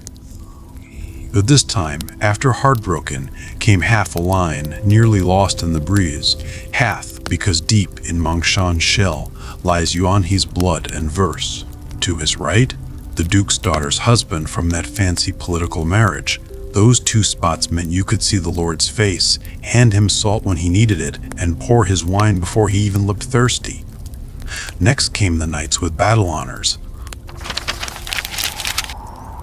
Medieval festival vibes, why your party's boring compared to a funeral? Ever been hit in the head with bread from the 12th century? I'm not talking about some sweet bakery smell from your oven. I'm talking freshly baked barley bread, still warm from the oven, mixed with the scent of pine wood and thud, landing right at your feet. You're standing in a packed crowd outside the Basilica of Saint-Denis in Paris, craning your neck to look up at a 300-year-old bronze bell on the tower. Every time it rings, it sends pigeons flying and makes the air itself vibrate. There are 6 green apples floating in a barrel, and both of them are standing barefoot inside, trying to grab 3 with their teeth first. He's got a bum leg, so she's totally shoving his way on purpose. Apples go plop into the water, and everyone around bursts out laughing. Even the bishop, leaning out of his second-floor window, nearly drops his grapes.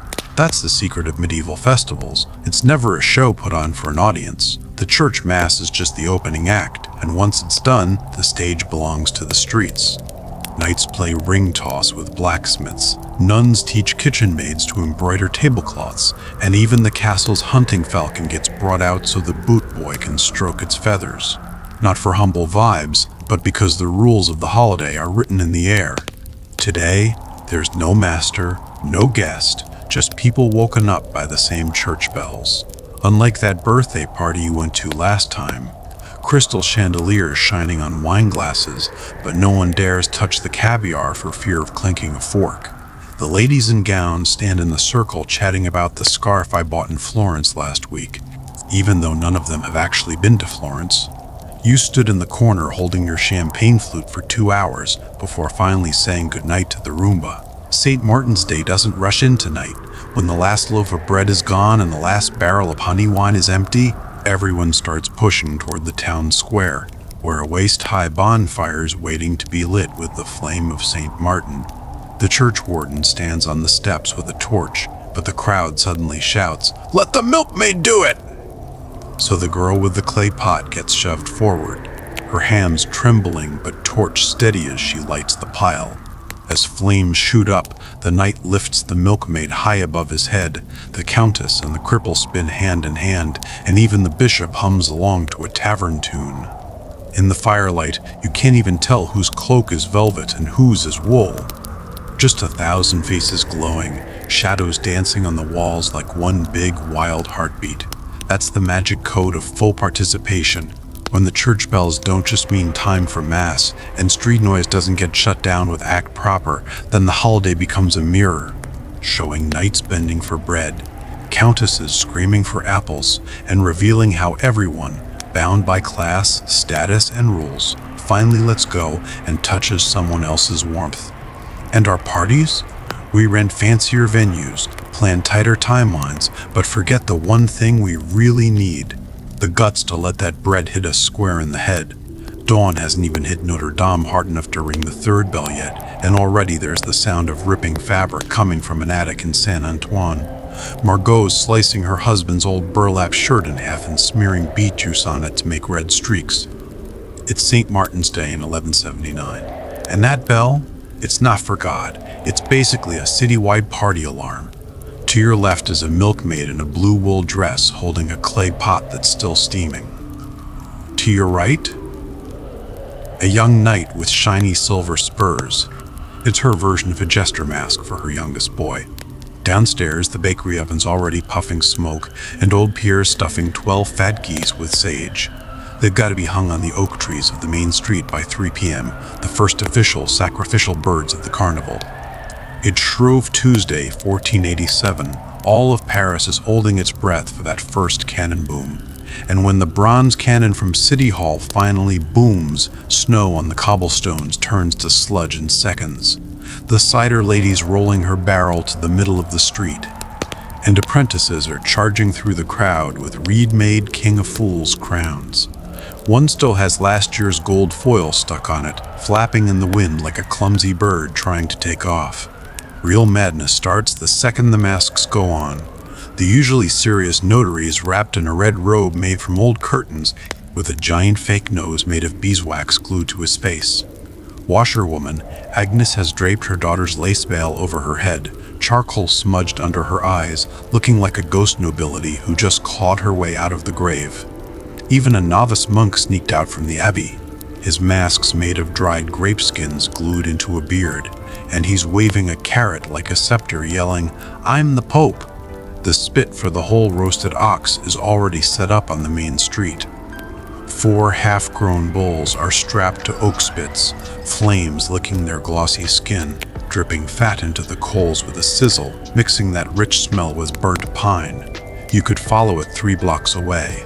Kids are dipping bread into the oil drips. Old folks are leaning on porches sipping warm ale, and even the Jewish jeweler, usually guarding his gold shop, is out on a wooden stool with a hand-stitched mask, gold-threaded, with two little holes cut out for eyes. And yep, those eyes are definitely smiling behind it. But the real hype is the King of Fools contest. There's a pop-up stage in front of City Hall, and 3 contenders taking turns. The butcher's apprentice blows up a pig's bladder like a balloon and starts smacking himself in the head with it. The spice seller, who walks with a limp, arranged cinnamon and star anise into a cross and says it's his offering to God for the carnival. But the real MVP is Gene, the dock worker. He covered himself in flour, grabbed a goose, and started sprinting around with it flapping like a living snowman. When old Pierre finally hoists a barrel and announces Gene as the winner, the crowd goes wild enough to blow the roof off City Hall. His royal robe is stitched from 3 tablecloths. His crown is a burnt bread roll stuck with pine needles, and he's riding an old donkey with a bell around its neck that ding-dings with every step. The parade kicks off behind him. Someone's banging on a washtub like a drum, wearing chainmail so polished it reflects your flour-covered nose. Just a few days ago he was training hawks in the castle, and now he's on his toes trying to catch a whiff of the roasting lamb from down the alley. When the big oak doors of the church creak open, another's blowing a flute made of reeds, and some dude swinging a pig's bladder on a stick. Quack, whackinging it like a noisemaker, scaring chickens into a full street sprint. The corner theater's packed, and the improv show's going wild. 2 actors in pumpkin-carved masks. One playing a bishop, the other a farmer.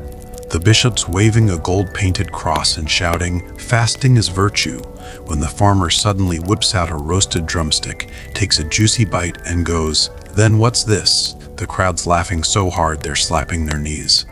Someone chucks an apple core at the stage. The bishop ducks and totally eats it, falling flat on his butt. The cross goes flying straight into a nearby wine barrel. And even at midnight, the party's still going strong. The bakery oven's still hot. Kids are fighting over burnt crusts, and the cider barrels are already empty. Now people are sneaking wine from someone's cellar. King of Fools. Gene's too drunk to speak, slumped over his donkey singing off-key hymns. The donkey, meanwhile, is totally sober and just heading home, carrying Gene back to his beat-up shack by the docks. Modern parties talk all this let loose and be yourself stuff. But when's the last time you saw a bank manager dancing with a janitor and a clown nose? When did you last smell roasting beef mixing with a stranger's laugh? Turning the air sweet and drunk with joy? We're all holding fancy champagne flutes, posing under filters, but we've forgotten that real carnival isn't about performing. It's about burning your tongue on bread dipped in meat drippings, laughing so hard your mask slips, and letting a donkey be your ride home. When the bells of Paris ring again at 3 a.m., the flour-covered masks, burnt bread crowns, and that cross soaking in the wine barrel, those are memories no photo could ever beat.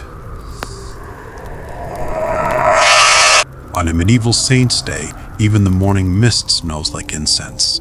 By the 3rd bell, an old lady in a wool cloak's already kneeling at the altar with freshly baked barley bread, while kids in wooden shoes peek through the church curtains.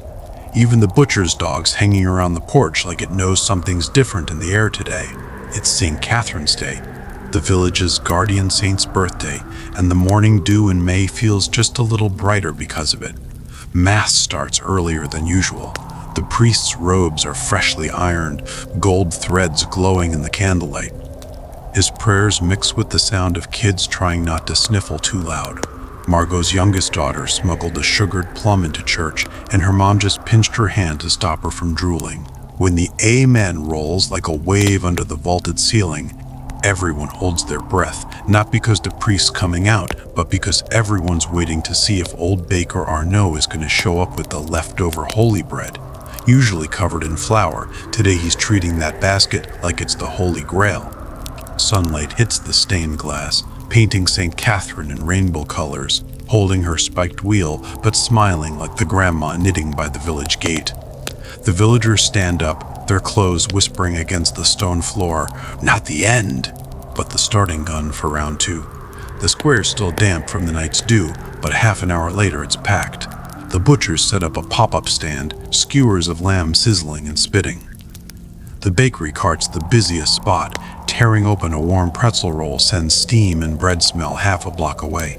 And at the far end, a wooden table's stacked with dried cornflowers for the Saints' Eye game later. The kids are already gone. They know the old cobbler's hanging vine rings by the church-side door, and 3 hoops land you a piece of honey gingerbread. The women are huddled at the ribbon stall, picking out colorful strings to tie around their wrists for the charity feast later. The brighter the color, the more meat you'll get in your stew. The real main event kicks off in the afternoon, under that 300-year-old oak at the edge of town. 12 long wooden tables are already set up, scrubbed so clean you could see your reflection. Everyone shows up with something: clay bowls, wooden spoons, earthenware jugs of homemade cider. The hunters even haul in half a smoked deer, cured for 3 full days in pine smoke. It's marbled meat redder than a ruby, but the real heart of it all is the saint's share. The mayor's wife carries a big clay bowl full of black bread mixed with oats, and every outsider, every beggar, every traveling merchant walking by gets a piece. Margot quietly points it out to her little girl. Last year, a gray-robed monk ate 3 slices and sang a hymn for the whole village before leaving. She still remembers the tune. As the sun starts to dip, the laughter around the long tables louder than the wind. Old Weaver's going around with a gourd full of wine, telling stories about how his granddad saved an injured robin on St. Catherine's Day once, and how that same bird comes back every year to perch on the church spire. The new bride's all red-faced, serving her first berry pie to the crowd, and her mother-in-law's shouting praise like, "Sweeter than mine ever was." Even the usually serious taxman's loosened his belt, arm wrestling with the butcher. Loser's gotta share his pickled olives. The little girl's licking honey off her fingers when she notices the sniffling beggar kid from the next village.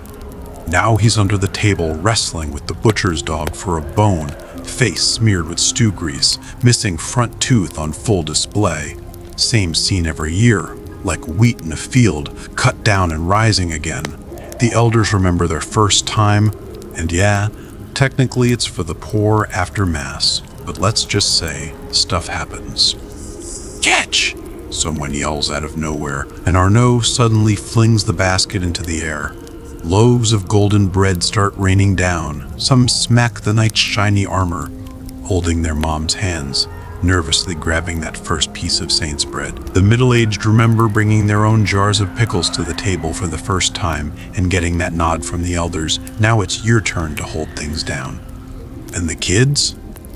They remember hiding in the haystacks at night, drifting off to grown-up chatter and the smell of roasting chestnuts, only to wake up wrapped in some old cloak they don't remember getting. Put it all together, and it's the kind of memory that gets carved into you bones. St. Catherine's Day isn't just another date on the calendar. It's flour on your mom's nose as she kneads dough, the rustle of oak leaves overhead, and the light in a stranger's eyes when you hand them a piece of bread. Now, compare that to your average modern party. That one you went to last weekend, wasn't everyone just standing in a circle, wine glasses in hand, talking about new dresses, fresh handbags, or stock prices? You posted 9 filtered pics on social, but can't even remember the name of the person sitting to your left. Everyone says, "Let's do this again soon," but the next time's 3 months away, and the one after that probably never happens. That kind of fun's like bubbles on water. Pop one, and it's gone. No trace left. But medieval saints' days? They took the sacred, the everyday, and the warmth of strangers and simmered it all into one thick, rich stew. What you're really tasting isn't just food. It's your grandparents' stories, the love between neighbors, and that deep, stubborn hope in life itself. That's the stuff that sticks in your memory, roots itself deep. As dusk settles over the church spires, the last of the cider's gone, the tables are being hauled into the barn, and kids are yawning like crazy. Old Weaver pulls out his wooden flute again. The tune floats, blending with the distant evening bells, carried far by the May breeze. Margot's little girl rubs her eyes, tugs at her mom's sleeve, and asks, "Next year, can I hand out the bread myself?" Margot smiles and nods. She knows something's already taking root in that little heart.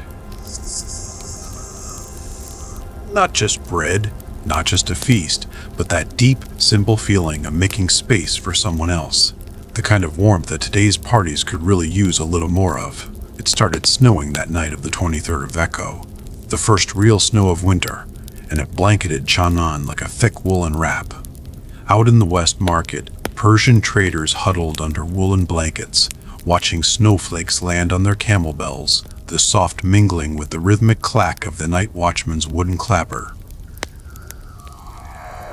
No one noticed the loose brick behind the abandoned dye house in the southern quarter. Some roll into the milkmaid's pot, and one lands perfectly in the lap of a countess wearing a velvet cloak. She jumps, but you better believe she's not letting go. Not because she's hungry, but because this is the blessed giveaway. Last year, her husband dropped his gold belt in the mud, the one that had shifted just enough to reveal half of a copper fish token, a left badge. The edge was still smeared with dark, dried blood. 3 days earlier, a top-secret message from Angshi had gone up in smoke in the council chamber. Li Erlang crouched by the brazier, watching the gray ashes swirl upward, like the sandstorm he'd seen last spring near Dunhuang. He'd been riding with a caravan past Yumen Pass when the sky suddenly turned yellow, and even the most seasoned guide had freaked out, clinging to a camel's leg and shouting, "Black Wind Demon!" When the storm passed, they dug up half a skeleton in the dunes, and strapped to its waist that same left copper token. Erlang, old Joe. The steward peeked in, holding a bowl of steaming porridge. General Wang's man came by. Said the Persian silks in the West Market are being weighed tonight. Third watch. Li nodded, but his eyes stayed fixed on the last glowing ember in the brazier. He'd only caught half a glance at the report before it burned, but he remembered seeing Suye City 3 years ago when he was escorting the princess to her marriage alliance. They'd stopped at an inn there. The innkeeper was a Sogdian woman with a sharp nose and deep-set eyes, always humming a tune she said her grandmother brought from Kang country. The moon rises over Kangju Mountain, shining on my homeland fields. He'd heard metal clinking from the next room. By moonlight, he saw 2 men in short tunics stuffing things into a pack. One had a scar like a centipede across his wrist. Now, the snow was falling hard. Erlang pulled his coat tighter and trudged toward the West Market. The scent of lamb soup drifted from a corner tavern. He patted the little cloth bundle in his chest, half a Persian silver platter he'd picked up behind the dye house that morning. The pattern was the same as the one the innkeeper used back in Suya, the one she'd brought out with grapes. Remember how those 2 men fell silent the second she walked in? Scarface had dug his fingers into the table so hard he left wood shavings behind. The warehouse in the West Market glowed with lanterns. General Wang's men were already waiting. Erlang counted bolts of silk draped over the camels, eyes lingering on the last one, the one with a red string tied around its hump. The knot? A Sogdian love charm. He'd seen the innkeeper tie the same one for her son before he left on a journey. Pretending to adjust the scale, Erlang reached out and touched the string.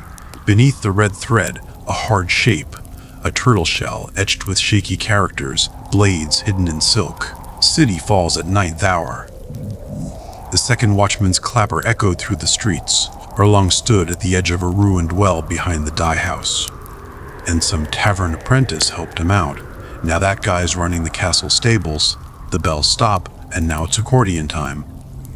The gingerbread lady yanks her cart into the middle of the street and starts ringing her little bell like it's party hour, which it is. Faint sounds came from below. He lit a match and dropped it in. The flickering light revealed smooth green bricks lining the bottom. Neatly stacked were 20 copper boxes, each carved with the tiger head crest of the left Wa. The top box was cracked open. Halfway out was a blade, glowing faintly blue under the moonlight. Same kind the scar-faced man wore at his waist in that Suye inn. Snow dusted Erlang's eyebrows. Suddenly he remembered the half-charred line from the report, "Governor of Suye in cahoots." blades hidden in Persian silks. The wind whipped more snow into his face. The ashes in the brazier stirred again, dancing like ghosts. One drifted to his feet. He crouched and saw it, faintly, the shape of the character, buried in the fry. From a distance, the night watchman's chant floated again. Dry weather, take care with fire and candlelight. Erlang felt the turtle shell in his pocket, then looked down into the well. His footprints led back toward the warehouse, but another trail, smaller, lighter, was creeping out from the crack in the dye house wall. It looked just like those tiny paw prints he'd seen beside the bones in the dunes of Suye. The tinsmith's hammering on his anvil like it's a drum, and apprentices are blowing into shiny new tin cups like trumpets. Even the usually serious monastery gardener hauls out 2 giant barrels of honey wine, pops the cork, and boom! The smell of sweet, toasty chestnuts and fermented joy hits you from 3 blocks away. You see that girl in the bright red underskirt? She's the wine merchant's only daughter. Yesterday she was embroidering gold thread onto tablecloths, and now she's squatting by the well playing apple bite with the limping street sweeper. Medieval dating tips. Why are your love letters harder to write than parchment? Ever tried writing a love letter in medieval times? Spoiler, it's way harder than just dipping a quill in ink.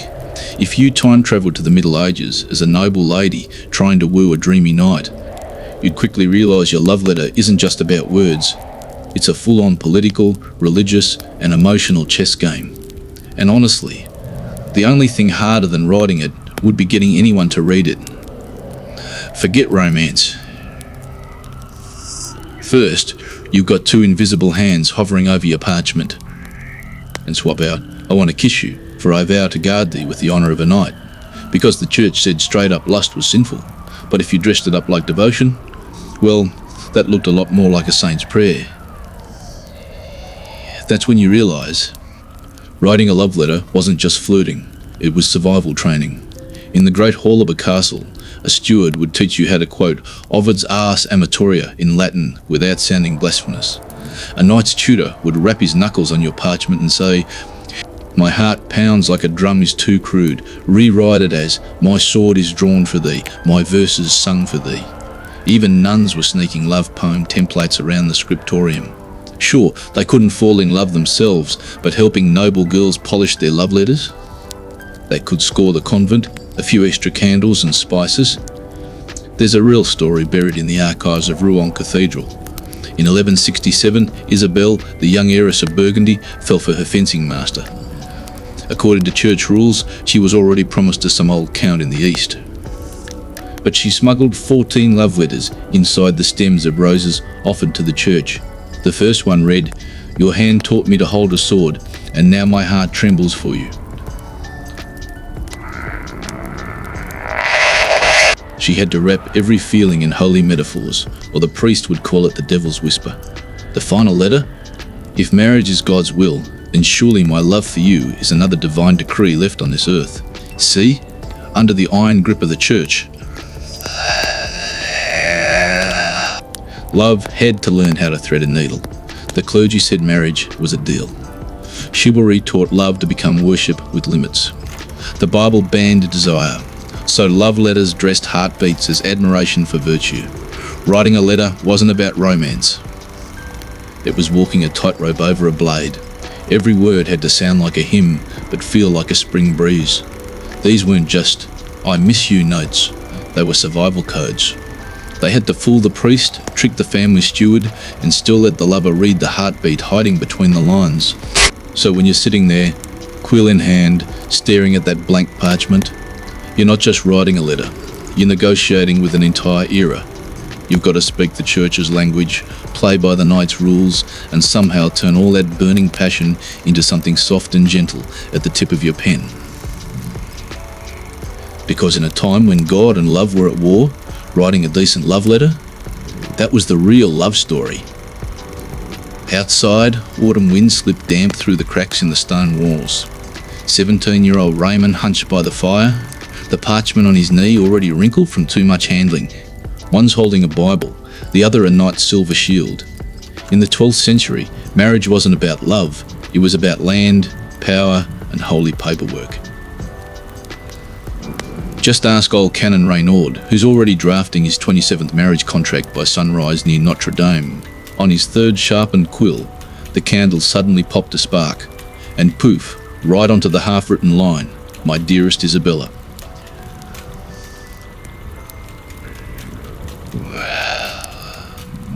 The letters curled, browned like worm-eaten leaves. He sighed hard, fingers brushing the rough texture of the parchment, and thought back to the girl he'd glimpsed 3 days ago outside the church, her blonde braid hanging over a grey wool dress, bending down to pick up her dropped lives of the saints, her hair just barely brushing the toe of his nailed boots.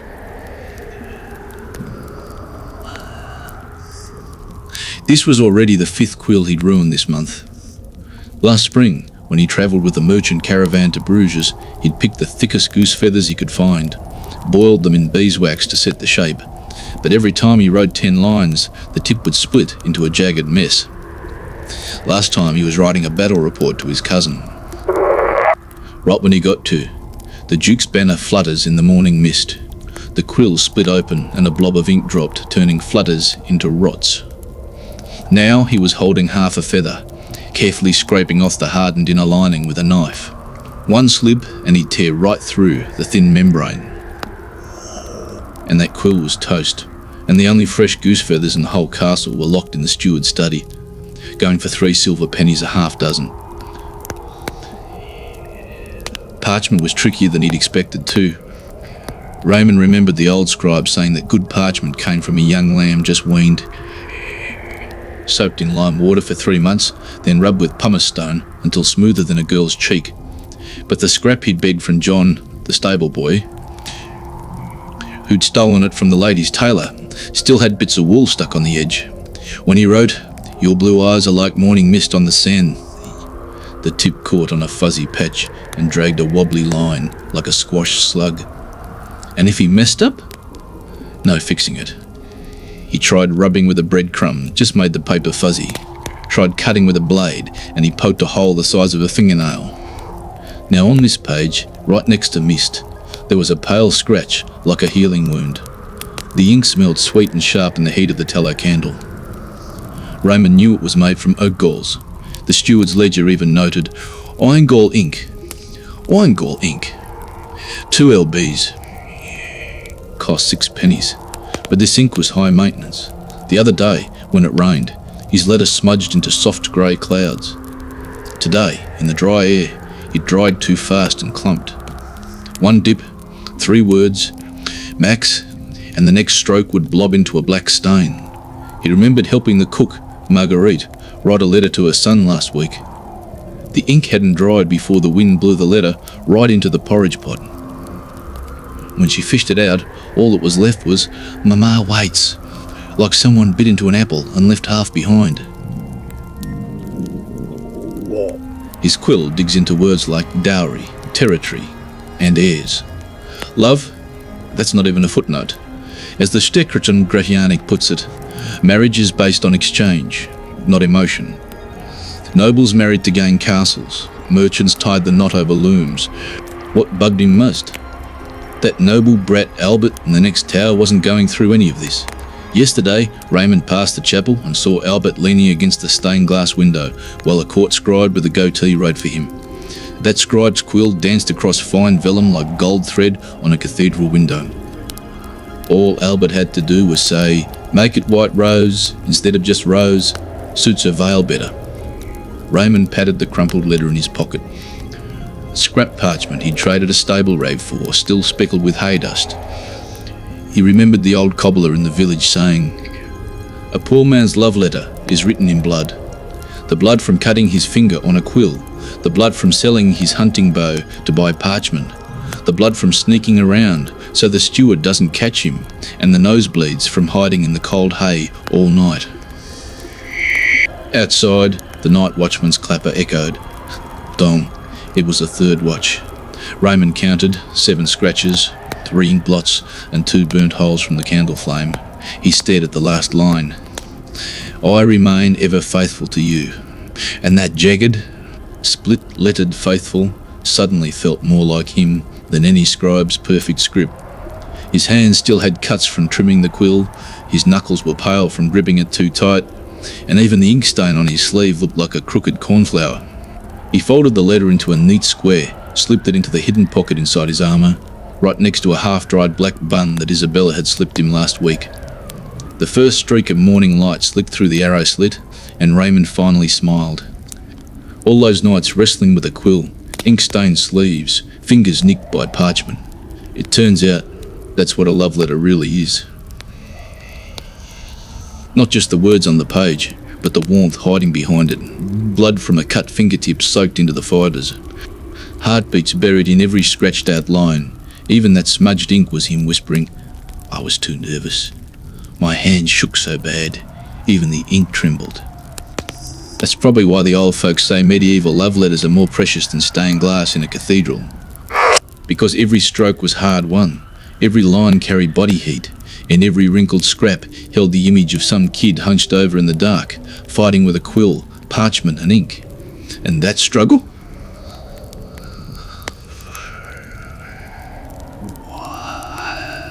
It was spring in 3027, and in a tower of a Provence castle, 23-year-old Squire Arnaud stabbed his quill onto the parchment, and poof, a black butterfly of ink bloomed. He stared at the half-open white rose on his desk, plucked this morning from Lady Isabel's garden, and even peasants had to get a priest to check if their ploughs could support 3 kids before saying, "I do." So if you said, "I'm marrying him because his eyes sparkle like stars," Renaud would shove a quill into your hand and bark, "Great." Now copy one. Corinthians 7. Its petals already curling at the edges, yellowing like they'd been gently crushed by fingertips. This was his 3rd rewrite. First try, your eyes are clearer than the morning mist on the Loire. The old steward took one look and frowned. Mist from the Loire often hides swamp fever. The lady won't like that. Second try, your hair flows like the Virgin's golden cloak. The scribe nearly fainted. The Virgin's golden cloak is divine. Now he stared at. I will guard your smile as if it were the Holy Grail. His quill hovered, trembling over Holy Grail. The Grail was the holiest thing in all the knight's legends. Last winter, the Lord himself led a quest for its relic and came back 3 men short. If Isabel shared this line with her husband, that old baron who was on that Grail quest, would he think Arnaud was mocking something sacred? A screech from the owl on the windowsill made him jump. He remembered a rumour from the market last week. Some minor noble in Brittany wrote a love letter to a lord's wife saying, I serve your heart as I serve my lord's, and the husband caught him, chopped off his right hand and hung him in front of the church with a wooden sign, blasphemer. A knight's oath of fealty was his life, and a lord's wrath, more real than any divine law. But if he couldn't use the word fealty, how else could he say what he really meant? That he wanted to rip his own heart out and hand it to her, raw and burning. A petal fell from the rose on his desk and landed softly on the word, Grail. Arnaud remembered what the old monk had said last month while copying scripture. The rose is the Virgin's flower, but in Genesis, the serpent hid in the rose garden to tempt Eve. Isabel always wore a red rose pinned to her chest. He caught a whiff of ambergris mixed with the rose, like the incense from the altar during Mass. But if he wrote, your rose is sweeter than Eden's, would it be read as a dangerous hint? After all, everyone in the castle knew her husband was 30 years older, and Arnaud, just a squire, hadn't even bought his own sword yet. He flipped open a scrap of vellum titled A Guide to Love's Hidden Meanings, bought from a troubadour for half a silver penny. Page 1 read, the moon may stand for longing. A full moon means fulfillment. Only for married folk. A crescent moon means hope. Best for those still pursuing .istri.org. Page 2. A spring may mean purity. A rushing stream means passion. Still water means restraint. The lady likes to read by a still pond. Should I use that? But still water also means a heart without stirrings. 1. Ina. It is good for a man not to touch a woman. Let's see how romantic you feel after page 3. But guess what? Some stars are brighter than scripture. When knights came back from the Crusades in chainmail and battle-worn boots, they brought stories that didn't exactly line up with church doctrine. Will she think I'm too cold? The candle burned down to its base, dripping wax over the word Grail, melting the top half of lung into a soft blur. Suddenly, he remembered what Isabel had said 3 days ago in the garden. You keep staring at the rose on my brooch. Do you think it's prettier than the ones in the Bible? He'd gone red and speechless then. Now he realised. She was asking him if he dared to sew the sacred and the secret together, using the cleverest thread he could find. He gathered the crumpled drafts into a tin box, already holding 7 unsent letters. The 7th began, My lady, when the 3rd bell rang this morning, I counted 17 sparrows flying past your window. The old steward called it pointless, but Arno knew those 17 birds were the ones he'd watched for 3 mornings straight. Just for Isabel, she always opened the window at the 3rd bell, and the morning light would gild her hair like a halo. Finally, he picked up a fresh piece of parchment. His quill hovered, then dipped down. When my rose unfurled its first petal in the morning mist, I heard the 3rd bell ring. Its edge glowed pink, as if touched by the Virgin's fingertip, yet warmer than the candles on the altar, because that light came from the glow behind your window. He exhaled when he finished, folded the letter thrice, and tied it with a thin fibre pulled from the rose stem. No more words like fealty, no more holy grail. And yet, every line felt like walking a tightrope, not too bold, not too vague. Outside, the moon climbed the tower spire. Arno slid the letter into his tunic, where a dried rose petal already rested. One Isabel had dropped on the steps last autumn.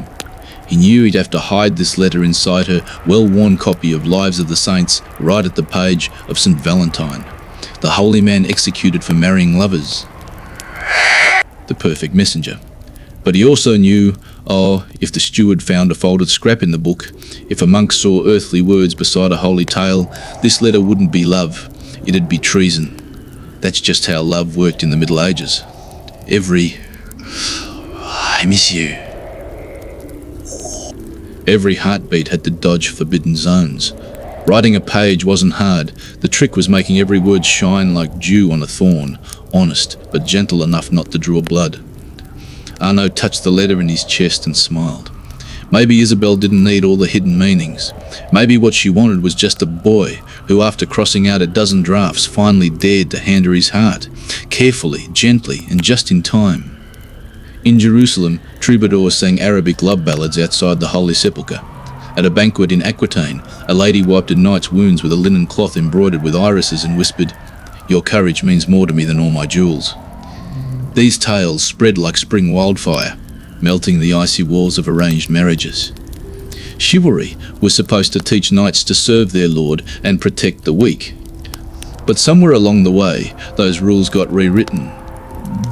Protect the weak became protect your lady and serve your lord, turned into serve your heart.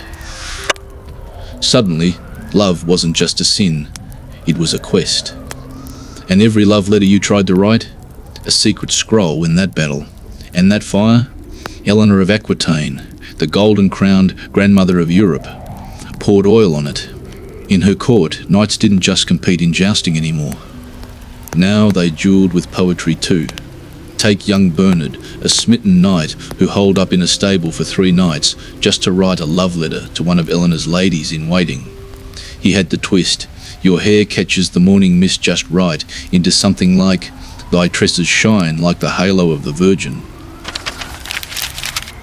What if you woke up lying in a patch of reeds along the Nile, with ancient Egypt stretching out around you, pyramids peeking on the horizon, golden desert glowing under the sun, like the whole world's wrapped in magic? Your heart starts racing. How did you even get here? And what was life really like back in this era? You stand up, dust yourself off, and look around. Not too far off, you see a group of people working in the fields, dressed simple, laughing easy. It's oddly comforting, but honestly, you're dying to know more. It was woven into everyday life like a heartbeat. Every morning, As the sun rose over the Nile's eastern bank and people headed to the fields or crowded markets, love and desire were already in the air. Sex wasn't just for married couples, it was part of the social fabric. Totally natural and kind of sacred all at once. Marriage was a big deal back then, but here's the twist. Cheating wasn't always seen as a total deal breaker. Now, don't get it twisted. People weren't out here doing whatever they wanted. There were rules. Nobles especially had to protect their reputation and status, so they played by stricter standards. Commoners had a bit more wiggle room. As long as you weren't breaking major moral codes, you were mostly good. But no matter your class, loyalty still mattered. It was one of the glue-like forces holding families and relationships together. And get this, they already had early birth control methods. They used honey, vinegar, and yes, even crocodile dung, seriously, as natural contraceptives. But back then, it was legit science.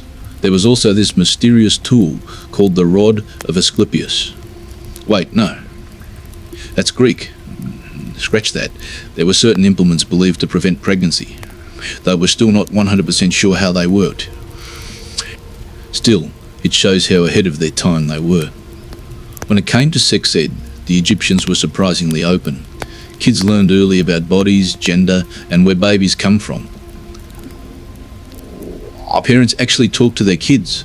No awkward silence, no shame. They answered questions honestly, helping the next generation grow up with a healthy, balanced view of sex.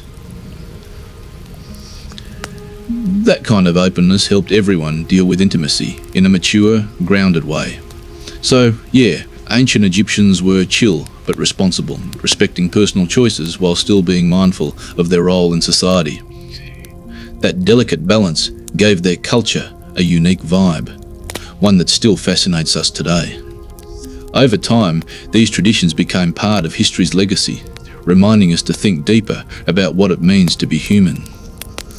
Inside the grand palaces and temples, art wasn't just for show, it was their way of expressing love, desire, and fertility. Walk into an old temple and you'll see murals of Hathor, the goddess of abundance, often shown as a cow, symbolizing motherhood and the source of life. She was everywhere, from royal courts to regular homes, not just a protector, but also a symbol of love, music, and joy. Check out the detailed carvings too. Artists didn't shy away from intimate scenes between men and women.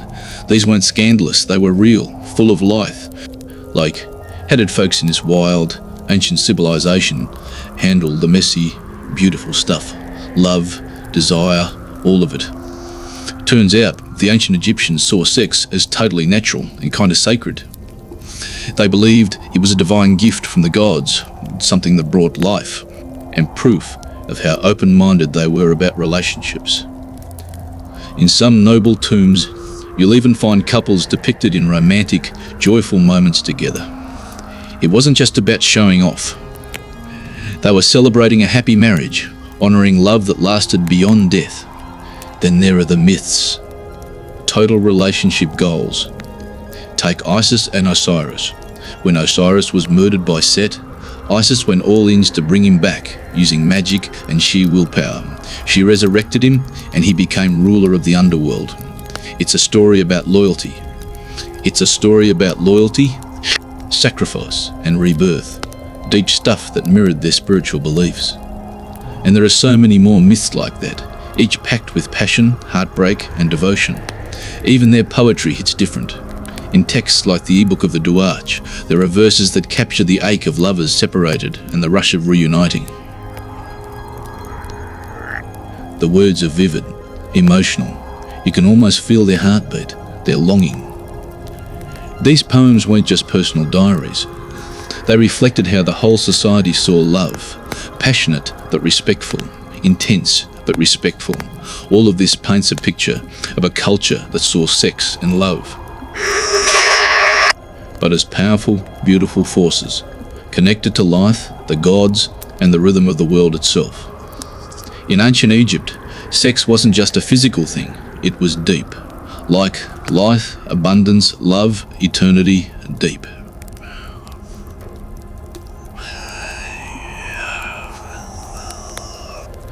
Through their art, we get this raw look at how they truly honoured the most basic human stuff. Real talk about emotions that still hits today. But now, something's off. Up in the castle watchtower, young knight. Alexander staring into the dark, nerves on fire. He knows the battle coming tomorrow. It's make or break for everyone here. His mind flashes back to just days ago. Chill morning, zero stress. Then bam, urgent scroll from the northern border. Enemy troops are moving south, ready to wreck this whole fertile land. As the king's right-hand commander, Alexander's got no choice but to step up and defend home.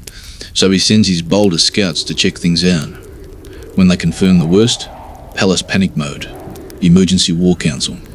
Alexander drops this wild plan, hit first, hit hard, before the enemy's ready. Total shocker, but he's dead serious. Says it's the only shot to flip the script. Next thing you know, midnight mission. Alexander leads a tight crew out of the city, heading north. Storms, ambushes, sketchy terrain. They hit every snag imaginable. But this squad, smart, fearless, and they power through. Dawn breaks. They're at the spot. Dead, silent. Growth and abundance. Fertility wasn't just about having babies, it was a holy force tied to the universe's creative power. Whether you were a farmer or a pharaoh, that energy was respected like, well, a miracle. Take Ra, the sun god, and sailing across the sky every day in his solar boat. Even the air's holding its breath. Alexander takes a deep breath, eyes locked ahead, where danger's waiting. But he's got this, love for his people, faith in his crew. Nothing's impossible when you've got that. Sunlight cuts through the clouds and bam, bringing light and warmth. Then there's Khonsu, the moon god, keeping things calm and peaceful at night. These deities weren't just cosmic clockwork, they were also all about fertility and new beginnings. By honouring them, people believed they'd be blessed with good harvests and big, happy families. Sex in daily life, pretty chill, but still meaningful. There weren't strict laws about it, but social norms and morals kept things in balance. In marriage, it wasn't just about making babies. Couples were expected to respect each other, support each other, and connect on a deeper level. For them, sex wasn't just physical, it was emotional, spiritual, even romantic. And get this, they even had early forms of birth control. Women used pasts made from local plants as a way to prevent pregnancy. Plus, they'd naturally space out sexual activity to manage family size, keeping everything stable and sustainable. Even cooler, sex ed was just part of growing up. Kids learned early about where life comes from, and parents actually talked to them about the differences between genders and how to think about sex responsibly. No shame, no secrecy, just honest, open conversations. No wonder people back then seemed so grounded when it came to intimacy. You keep walking along the Nile, totally mesmerised by how this ancient culture saw sex not just as instinct, but as something beautiful and sacred. A thread connecting humans, nature, and the gods. As the sun dips below the desert, you swear you can almost hear whispers on the wind. Ancient stories of love, life, and hope, carried through time. In ancient Egypt, sex wasn't just about making babies. Yo, what if you woke up on the 1812 US East Coast and spotted British warships lurking on the horizon? Like, what would you even do? Summer of 1812 was straight up tense across North America. US versus UK beef had been brewing forever. Brits were blocking our trade, straight up kidnapping American sailors to crew their ships and backing native tribes against us. Finally, America was like, nah, we're done, and declared war. No way around it. Early on, Brits flexed hard with their navy, slapping a brutal blockade on our coast to choke off trade and wreck our economy. 1814. The city held its breath. As dawn broke, British scouts were already at the edge of town, silent, fast, and totally undetected until they were right in front of American lines. Game on. Boom. One shot shattered the silence, and just like that, chaos erupted. American soldiers fought hard, but against a well-trained, heavily armed enemy, their defences crumbled fast. Civilians scrambled in every direction, terrified and desperate. A few brave souls stood their ground, trying to protect their homes. But in the face of relentless fire, even courage felt useless. As British forces pushed forward, the White House became their next target. That iconic symbol of freedom and hope now stood in the crosshairs of history. Everything changed. Flames spread through the presidential mansion, devouring priceless art, historical documents, furniture, everything. Not far away, the Capitol met the same fate. Fire lit up the night sky, broadcasting the city's pain to the world. For those who lived through it, this wasn't just a military loss, it was soul-crushing. Politicians might rebuild through deals and diplomacy, but for regular people, losing their homes meant starting from zero. Kids cried, searching for their parents. Elders stared in silence at streets they once knew, now unrecognisable. And young people clenched their fists, swearing to fight for their country's honour. But even in the darkest moments, heroes emerged. Firefighters risked everything to control the blaze. Doctors and nurses moved through rubble, treating the wounded. Ordinary people banded together, helping each other survive.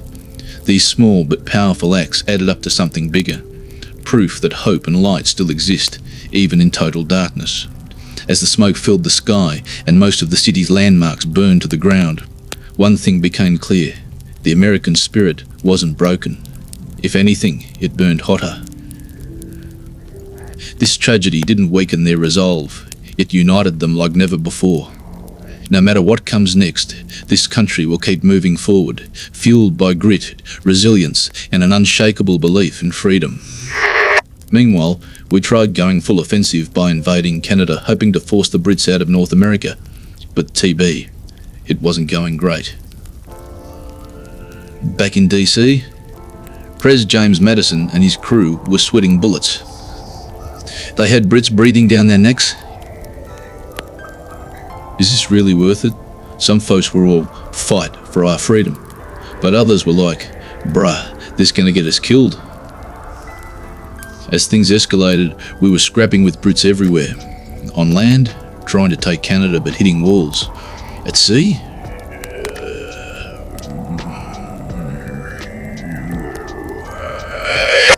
we snagged a few small wins, but let's be real, the Brits owned the ocean. Their blockade tightened daily, and our port cities, basically dead in the water.